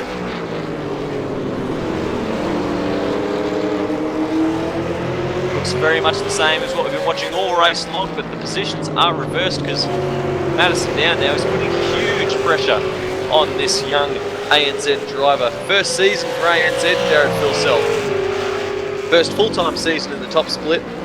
Had his first podium already, now he's looking at his first win. Down closes the gap big time into the hairpin. Just trying to get the power down. You can hear Down just probably sliding the tyres a little bit, just a little bit of wheel spin on exit. Jared looks like he's just holding that gap nicely, so under brakes, so Down closes big time under brakes. Lap traffic up the roads, Marty Atkins. He won't get in the way, I don't think. Fuel Cell has a bit of a slide, but won't really hurt him too much at that part of the road.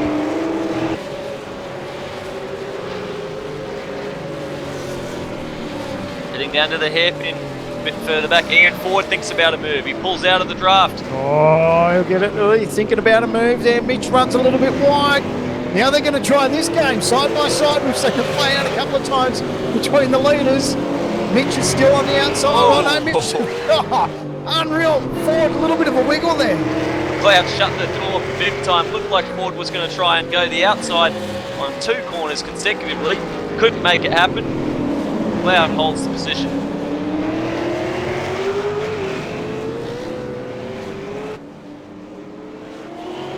Six laps to go that time by Fuel Cell, 0.3 of a second faster. I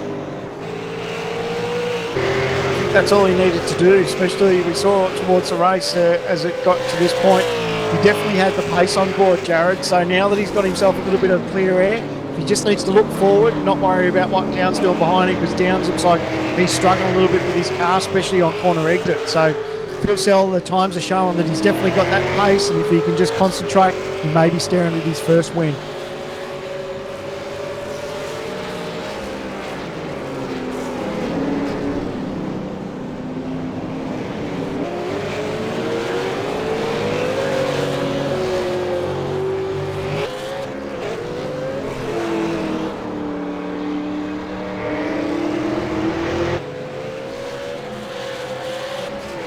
Slide there from down. Looks like is that Marty Atkins just up in front of these guys. So Marty will do the right thing. He'll just move over, give these guys just a little bit of racing room. But the last thing these guys want to do is get involved in some of that traffic. Madison Down's not the only one moving about. McLeod, Ford sliding about. Ford using all the road and then some, kicking up dust everywhere. Those fresh tyres helped them get a bit of a gain on in terms of track position. Got one more position to try and pick off. 5 laps remain in the race.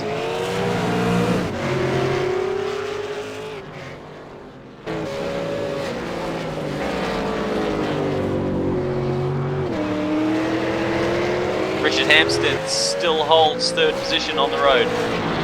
Wayne Burke 4th, but looks like he might be gaining a little bit.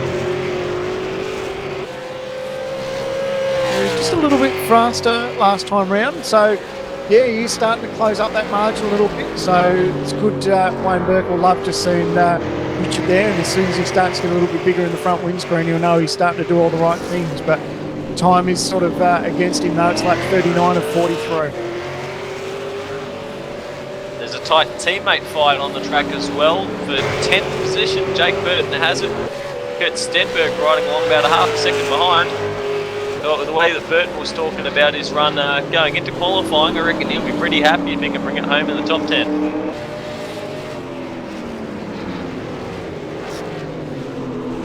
Oh, slide from Ford there as he turns in after the back straightaway. Him and Mitch still battling it out, but wow. Ford had a massive lose there on exit. Did a great job to gather it up, and now closing right to the back of Mitch McLeod. Even with that slide, he's still got speed.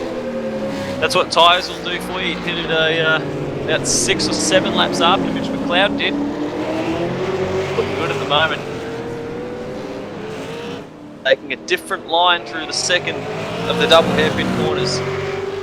Trying to set himself up for a move on Mitch McLeod. But I'll tell you what, he's still sliding everywhere. There's not a lot of grip out on this track, and these guys are using everything the tyres have got. 4 laps to go, you can just throw tyre conservation out the window and try and make something happen in whatever way that you can. That's right, these guys have got what they got now, but I tell you what, if you're in a position like what the leaders are, they know they still have to look after them, because if you abuse them too much and they get too hot, they will get away from you quite fast. But everyone's doing a pretty good job.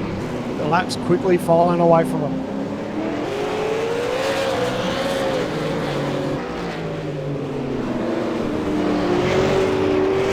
Ford's completed the move on McLeod. McLeod's going to come back though. They're going to run side by side through the hairpin. Down the back straight there. McLeod didn't get a good run. McLeod's got an excellent run. It was Ford who struggled. Side by side into the braking zone with those tyres. Ford's going to fight hard to hold position. Side by side they go. It's going to get toward the inside line. Is McLeod going to have track position? He's made it stick. Oh, he's got loose, so Mitch has run by. Oh, now Ford comes back. To the inside. McLeod going to try a crossover here, and Ford is a wake up to it. McLeod can't do anything with it. Ford takes the position. Mitch just couldn't quite get it turned in. He needed to shut the door on Ford, but Ford quickly threw it up the inside. So great driving from these guys. It's not over, but Mitch needs to look after these tyres.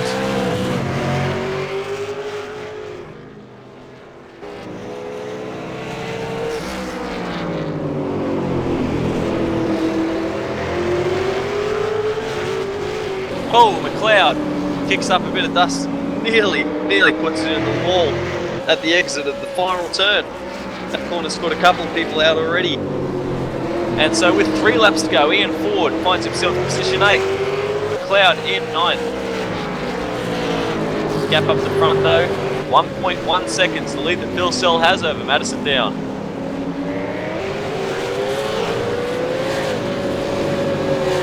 No doubt he'd be pretty excited. The whole ANZ team to be over the moon. He's done everything right, hasn't he? He's been there from the drop of the green flag, and now just slowly starting to pull away from Madison Down. And how good would that be when you're in the driver's seat? And you can see your Madison Down, your championship leader, and turning out to be series champ, just slowly starting to get smaller in the rearview mirror. And he knows he's done everything right in that tag best management Falcon. Tell you what, we're going to have to keep an eye on. McLeod Ford battle is not over yet. Ford hasn't gotten away like I thought he would. And a bit behind that teammate battle we mentioned, Stenberg and Burt.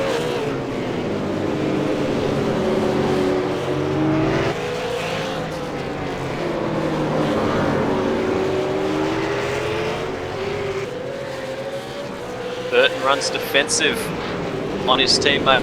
Going to hold the position. They are coming to 2 laps to go in the race.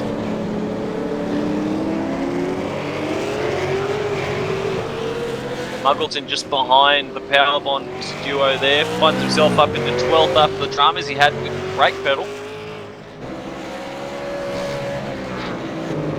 Going to see such a good run go such a poor result. Josh Muggleton there, because he was in for a solid top 10.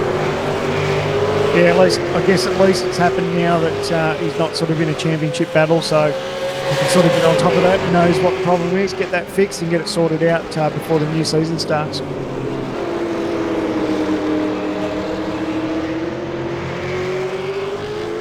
Ford and McLeod still going on. McLeod not quite as close as he has been, but he's got a run. He's thinking about a move. He pulls out of the slipstream, just showing the nose behind the Darrell Lee Falcon, but he's going to have a bit of a run down the hill. We've seen it's very tough to make a move around the outside there. Going to try for a crossover on Ian Ford. Nearly there, but had a big slide on the exit. Ian Ford sticking through. Ford runs off the road. They go side by side to the double hairpins. McLeod takes the position back. Wow, nice advantage there from Mitch McLeod. Managed to get the spot back. Great racing between those two. Unfortunately, Ford just running a little bit by him. And it's been great racing up the front all night. Jared Philsell finds himself leading at the white flag. Started P2nd for ANZ, ran behind Madison Down for much of the race. Took the lead with only a couple of laps to go. And he finds himself about half a lap from his first ever victory in the Monday night broadcast. The fantastic thing for Jared that there's only been 2 other drivers this season that's been able to take Madison down this season. So sensational job. He'd be feeling so good coming towards the first win here at Okayama. And what a season to do it in up against Madison Down. He's really at his best at the moment, and Jared took it to him tonight. And mate, he's been so strong from the drop of the green flag. It was just a case of it wasn't sort of if, it was going to be when, and he's really proven that tonight. Once he takes this win, it will be a hard-earned win. He did it the hard way. He had to work for it. It didn't come easy for Philsell. He had the pace when we saw him make it through on the overtake. It wasn't a sure thing there because he had to withstand a hell of a lot of pressure from the championship leader, Madison Down. So Philsell, his first full-time season for Tag Pest Management, he rounds the final turn. He's got a checkered flag there waiting for him. He's going to take his first victory in the top split Fiat Supercars series. Crosses the line. It's victory for Jared Philsell at Okayama. Great drive. The whole ANZ team will be absolutely over the moon. Fantastic drive for Jared Philsell. Great job from Madison Down. Comes home in 2nd place.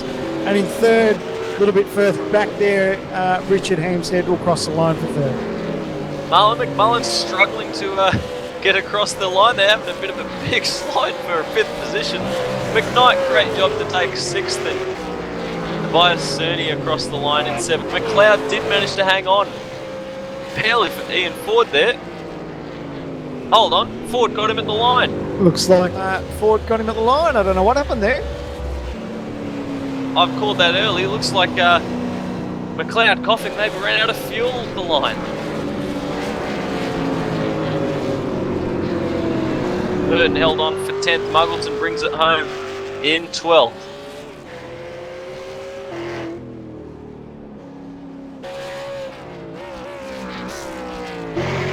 I tell you what, fantastic racing out there. Big story of the night, going to be the first win for this man on screen, Jared Philsell. What a drive. Was pressuring championship leader, multiple race winner Madison Down the whole way through, and now Jared Philsell joins the winner's circle. Yeah, fantastic drive from Jared. It wasn't handed to him. He earned that tonight, and mate, when you take it to the best and take the win away, he'll be absolutely over the moon. And look out, Oran Park. it's amazing once you get that monkey off your back, get that first win under your belt, it sort of makes things a little bit easier. So all the best to Jared, and great drive from him. Everyone at ANZ and of course TPS management, they'd be absolutely over the moon. Yeah, Oran Park's going to be the big one. We're all looking forward to that one. I seem to recall Phil Sell saying that he was pretty keen for it as well. So there are a lot of drivers very much looking forward to the twisty Sydney circuit. We're bringing you all the action same time next week. We're looking forward to it, can't wait. But Jared Philsell going to enjoy some victory celebrations for the time being. Oh, and he just dives the rear end in.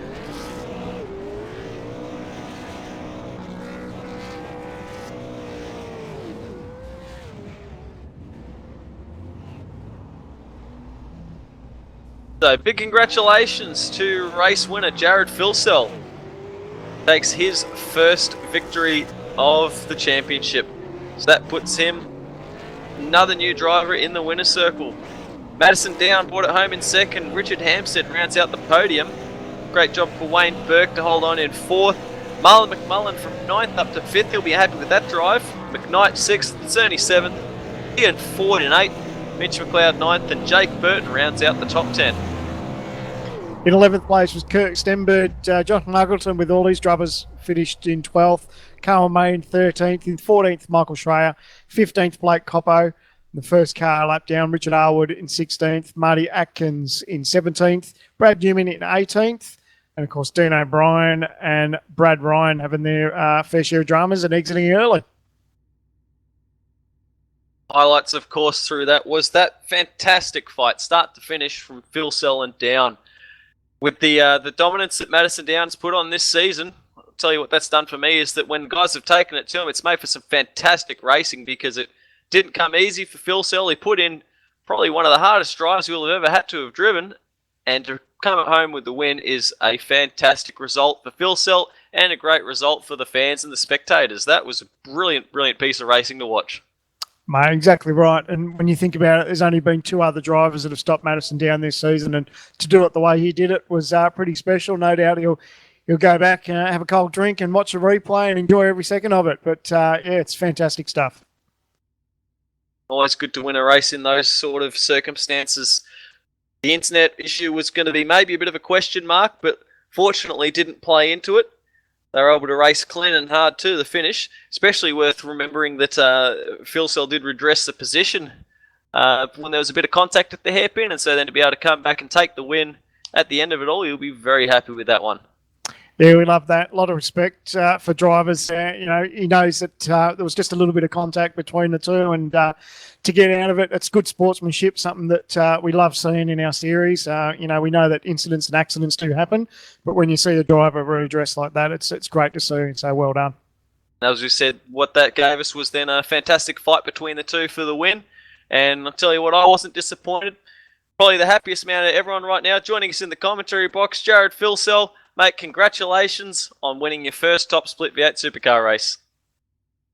Cheers, boys. That was very tough towards the end there. Bloody nerves going through the roof with my ping bar just spiking like crazy, and yeah.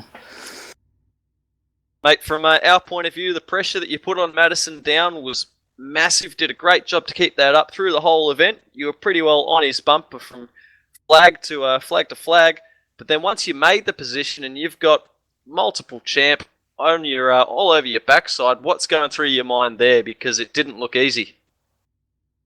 Yeah, I knew I had to just get off the corner really good, because I knew he was struggling a little bit in the slower stuff, and that's where I burnt my tyres up in the first stint trying to keep with him. So yeah, I was really smooth getting out of the slower corners there. But yeah, that was an awesome result for me and for this season as well. I didn't expect the win to come this early, but yeah, congrats to Madison, and yeah.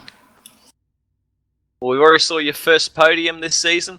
Now your first win, and a lot of people say that once you get that first win under the belt, things start to come a little bit easier from there. So looking forward to Oran Park, and then of course the new season you must be. Yeah, I quite like Oran Park, so we'll see this time next week how I go. That's it, mate. As we said, great results this season. Find yourself second in the championship. That'll be an awesome one if you can pull it off. So congratulations from all of us here. Got to be happy with that, and Well done. We'll see you next week. Cheers, boys. Thanks. The other piece of the puzzle that was in that great battle all night long from the drop of the green flag.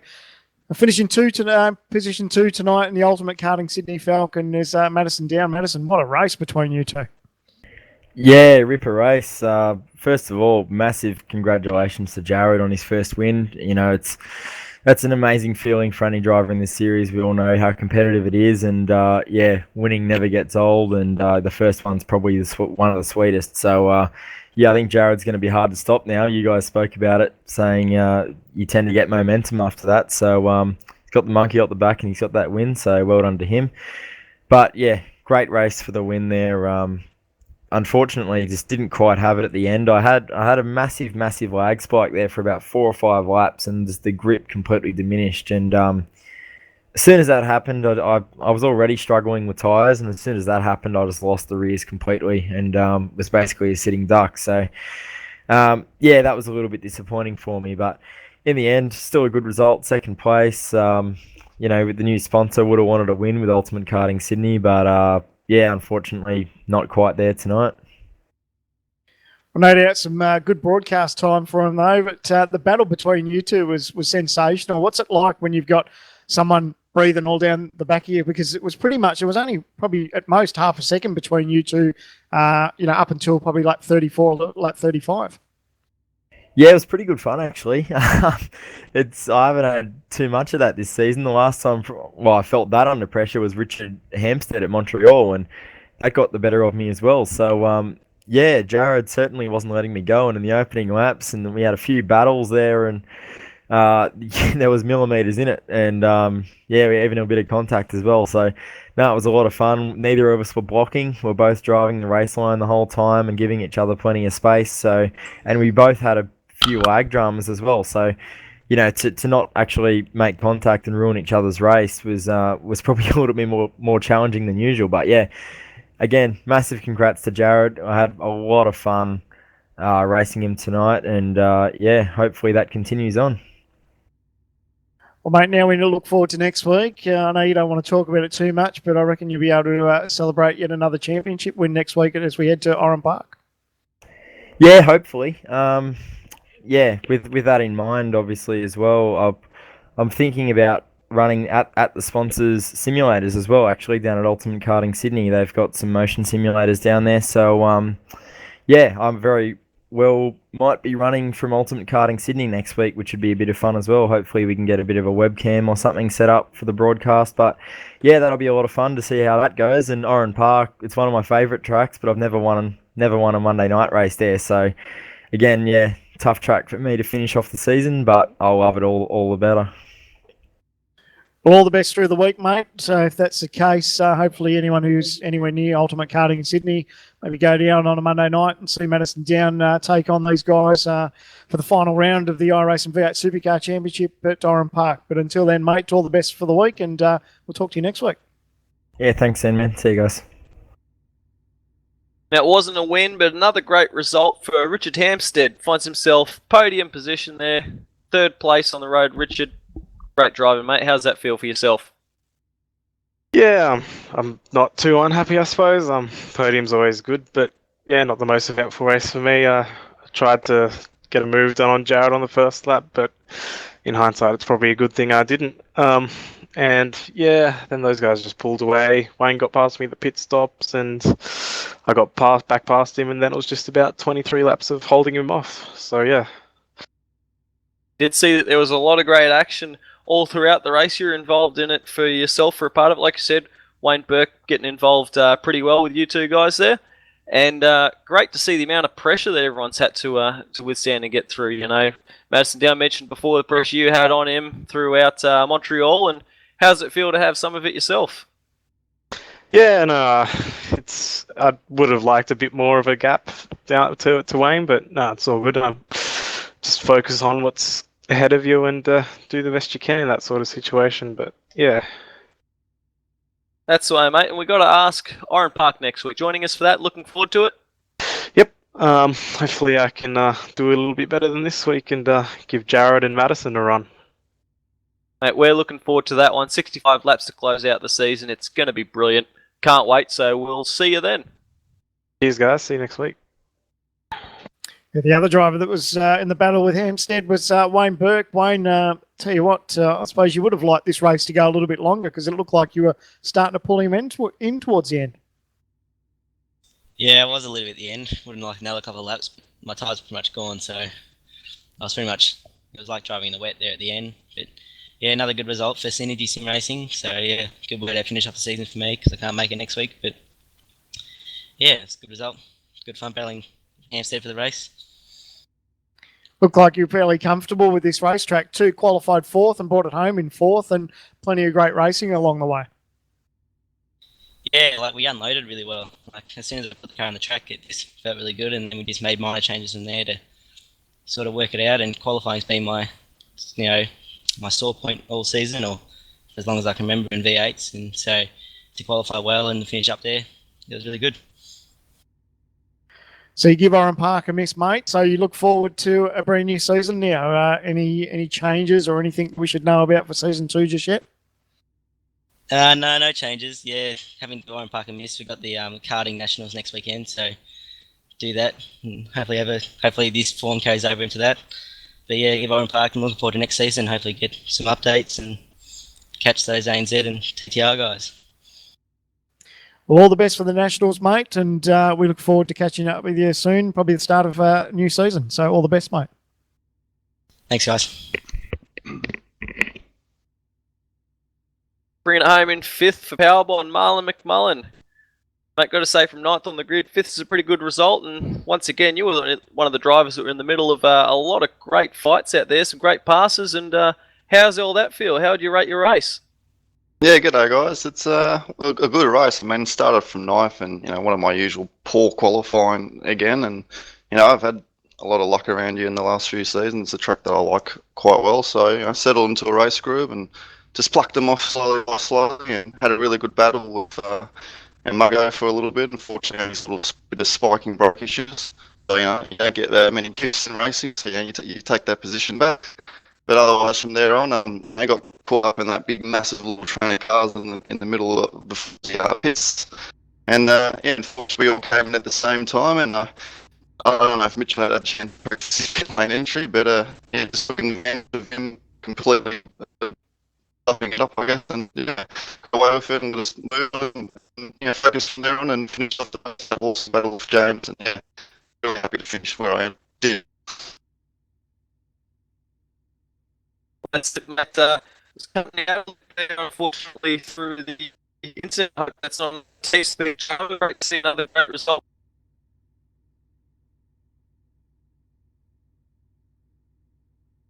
Looks like we're just getting a couple of technical issues there. We apologise. Like TeamSpeak's just playing up a little bit, but great run, Marlon, and hopefully you can hear me, mate. But it was also off the back of a great run in the Americas race too.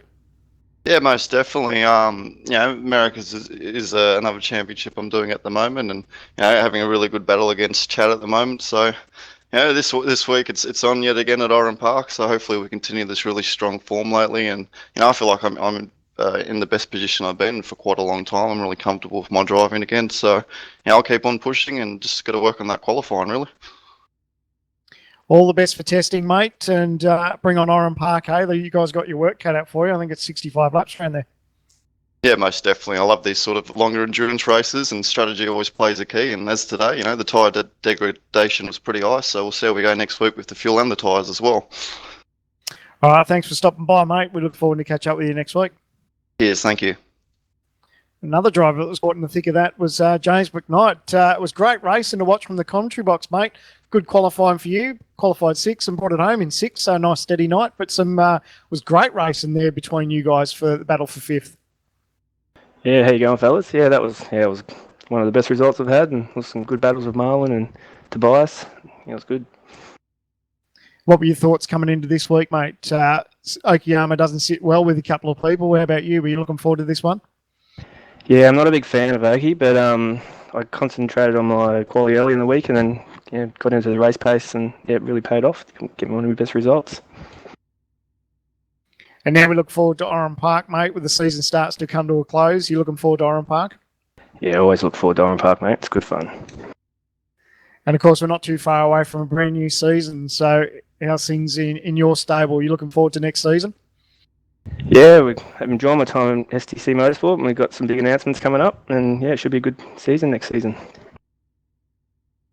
All right, mate. We appreciate you stopping by, mate, and all the best for Oran Park. No worries. Cheers, guys. We might see if Leo's joined us back in the comm box, mate. Can you hear us, mate? Yeah, I think that we're getting it back together. Wouldn't be Monday night without some sort of dramas here, but guess we can say congrats to Tobias Cerny bringing it home in 7th. Also, another one of the drivers to put on some great entertainment for us, Tobias. You got me now? Yeah, sure. I got you. How are you guys? Mate, I've been enjoying myself some great action, great entertainment, and looked like it was pretty fun from the driver's seat too. What do you reckon? Yeah, it was a good first stint for me. Unfortunately, it was one of my more poor average starts, so I lost the position there to James. But then I tried to follow, felt not that comfortable in the first few laps, but I thought I had the pace of him, and when he went into the pits, I followed him a lap later, but yeah, there I made the mistake, so it was a pretty average pit entry.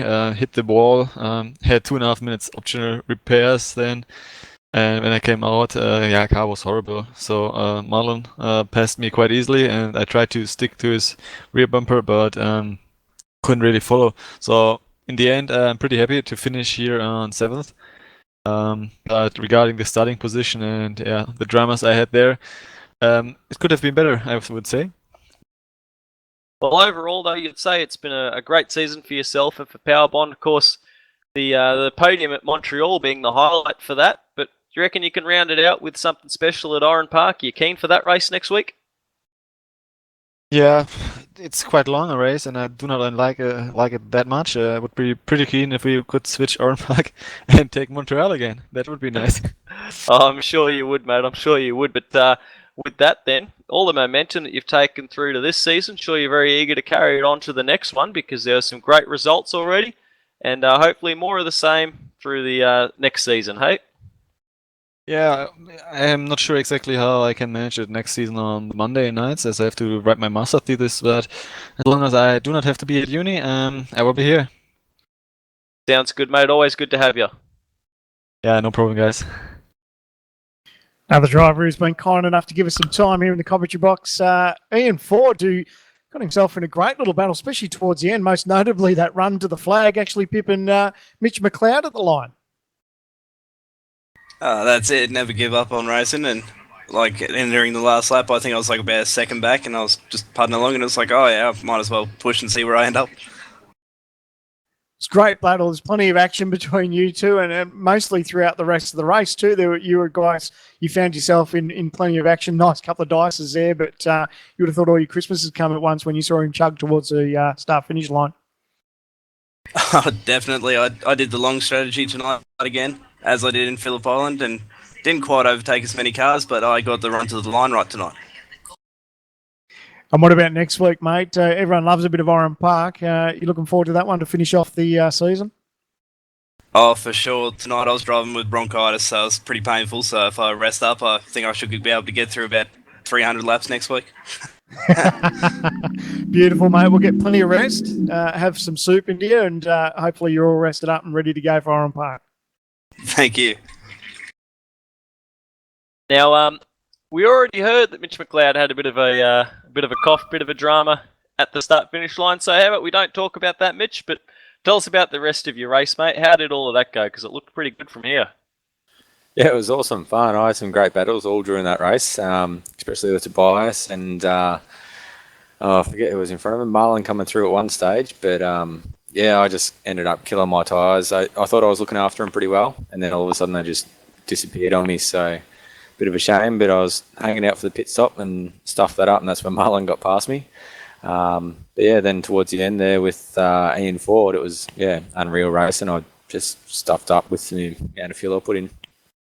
Yeah, it was brilliant to watch, both the first stint and that big 4-car fight you're in the middle of, and then the fight with Ian towards the end. Really entertaining to watch there, mate. But Once again, seems like bad luck. I don't know if that's what we'll call it, but you've had some internet dramas, you've had the fuel dramas. Hopefully gotten all that off your back, and what do you reckon come Oran Park time? Feeling good for another podium perhaps, because you had this one circled? Yeah, fingers crossed. I've just done crunched the numbers. I was aiming for second in the championship a few rounds ago, and that doesn't look like it's going to happen now. But I reckon I need 257 points, and I might be up there, which tonight would have been a win. So, yeah, aim for a win at Oran Park, and we'll see how we go. That's what we like, mate, the enthusiasm, the optimism, because it's going to be a cracker of a race next week. A lot can happen, and it's going to be a great way to end the season. So best of luck to you. Cheers, guys. Thanks. Another driver had a pretty consistent run tonight. Jake Burton qualified 10th and brought it home in 10th, mate. A good result? I'm stoked, guys. That was an awesome race. Very happy to bring it home in 10th, first top 10 on main race, and I learnt tonight that consistency is key, and wasn't doing any particularly quick laps, but they were consistent, and luckily that kept me ahead of some hard chargers such as Stenny and Mungo. So It was good to watch you from the commentary box too, mate. You and Stenny were having a good battle there. yeah, he sure was. Couple more laps, I think Mogo would have had us, and Stenny was definitely applying the pressure to me. He would have caught me, I reckon, and it was a couple little mistakes by him that let him down, unfortunately. But yeah, I'm very happy, and I was certainly not expecting a result like this at a track like this. Not very happy with this track. Don't really enjoy it, and I'm stoked to have finished in the top 10. I would have the result you got tonight. That'll give you a bit of momentum going into Oran Park, no doubt. Yeah, Oran Park will be really interesting. I've had a good record with the Australian tracks so far this season. 2 of my top 3 best results being at Phillip Island and Bathurst. So it'll be interesting, and I love the track, and we'll see how we go. I mean, it'll be good fun. Oh, hopefully that trend keeps going for you, mate. Great drive tonight. Should be very proud, mate, and hopefully we're having a just as good as a chat with you next week at Oran Park. Hope so. It was also a really good team result, and let's hope we can bring that momentum into next week. Thanks, guys. Cheers, mate. All the best. Now, the other half of that Powerbond team battle, Kurt Stenberg, bring it home in 11th. Mate, how'd you find the racing out there, buddy? Yeah, that was a hard race. I was sweating in that one. I was trying to get past Jake early on, but I got a slowdown and got behind Brad Ryan and lost a bit of time. And yeah, came out of the pits and was trying hard to catch him, and I finally got to the back of him, but just couldn't do anything. So I saw that it was for 10th and top 10. Everyone wants a top 10, so trying hard to see if I could get past him. But yeah, well done to him. He adapted to the pressure that I was applying pretty well, so he deserves that result. We know there's a really steep learning curve here in the Monday night races, and got to say yourself and Jake as well included, getting involved and getting amongst all these this really competitive field. Seems like you guys have learnt quite a lot. How would you rate your progress from start of the season to where you are right now? Well, if you told me that I'd be racing just outside the top 10 at the start of the season, I wouldn't have believed you. So yeah, it's definitely come a long way, learn a lot. It definitely is a steep learning curve. Second split, you can be up the front of second split and come into top split and be coming last and be going, what the?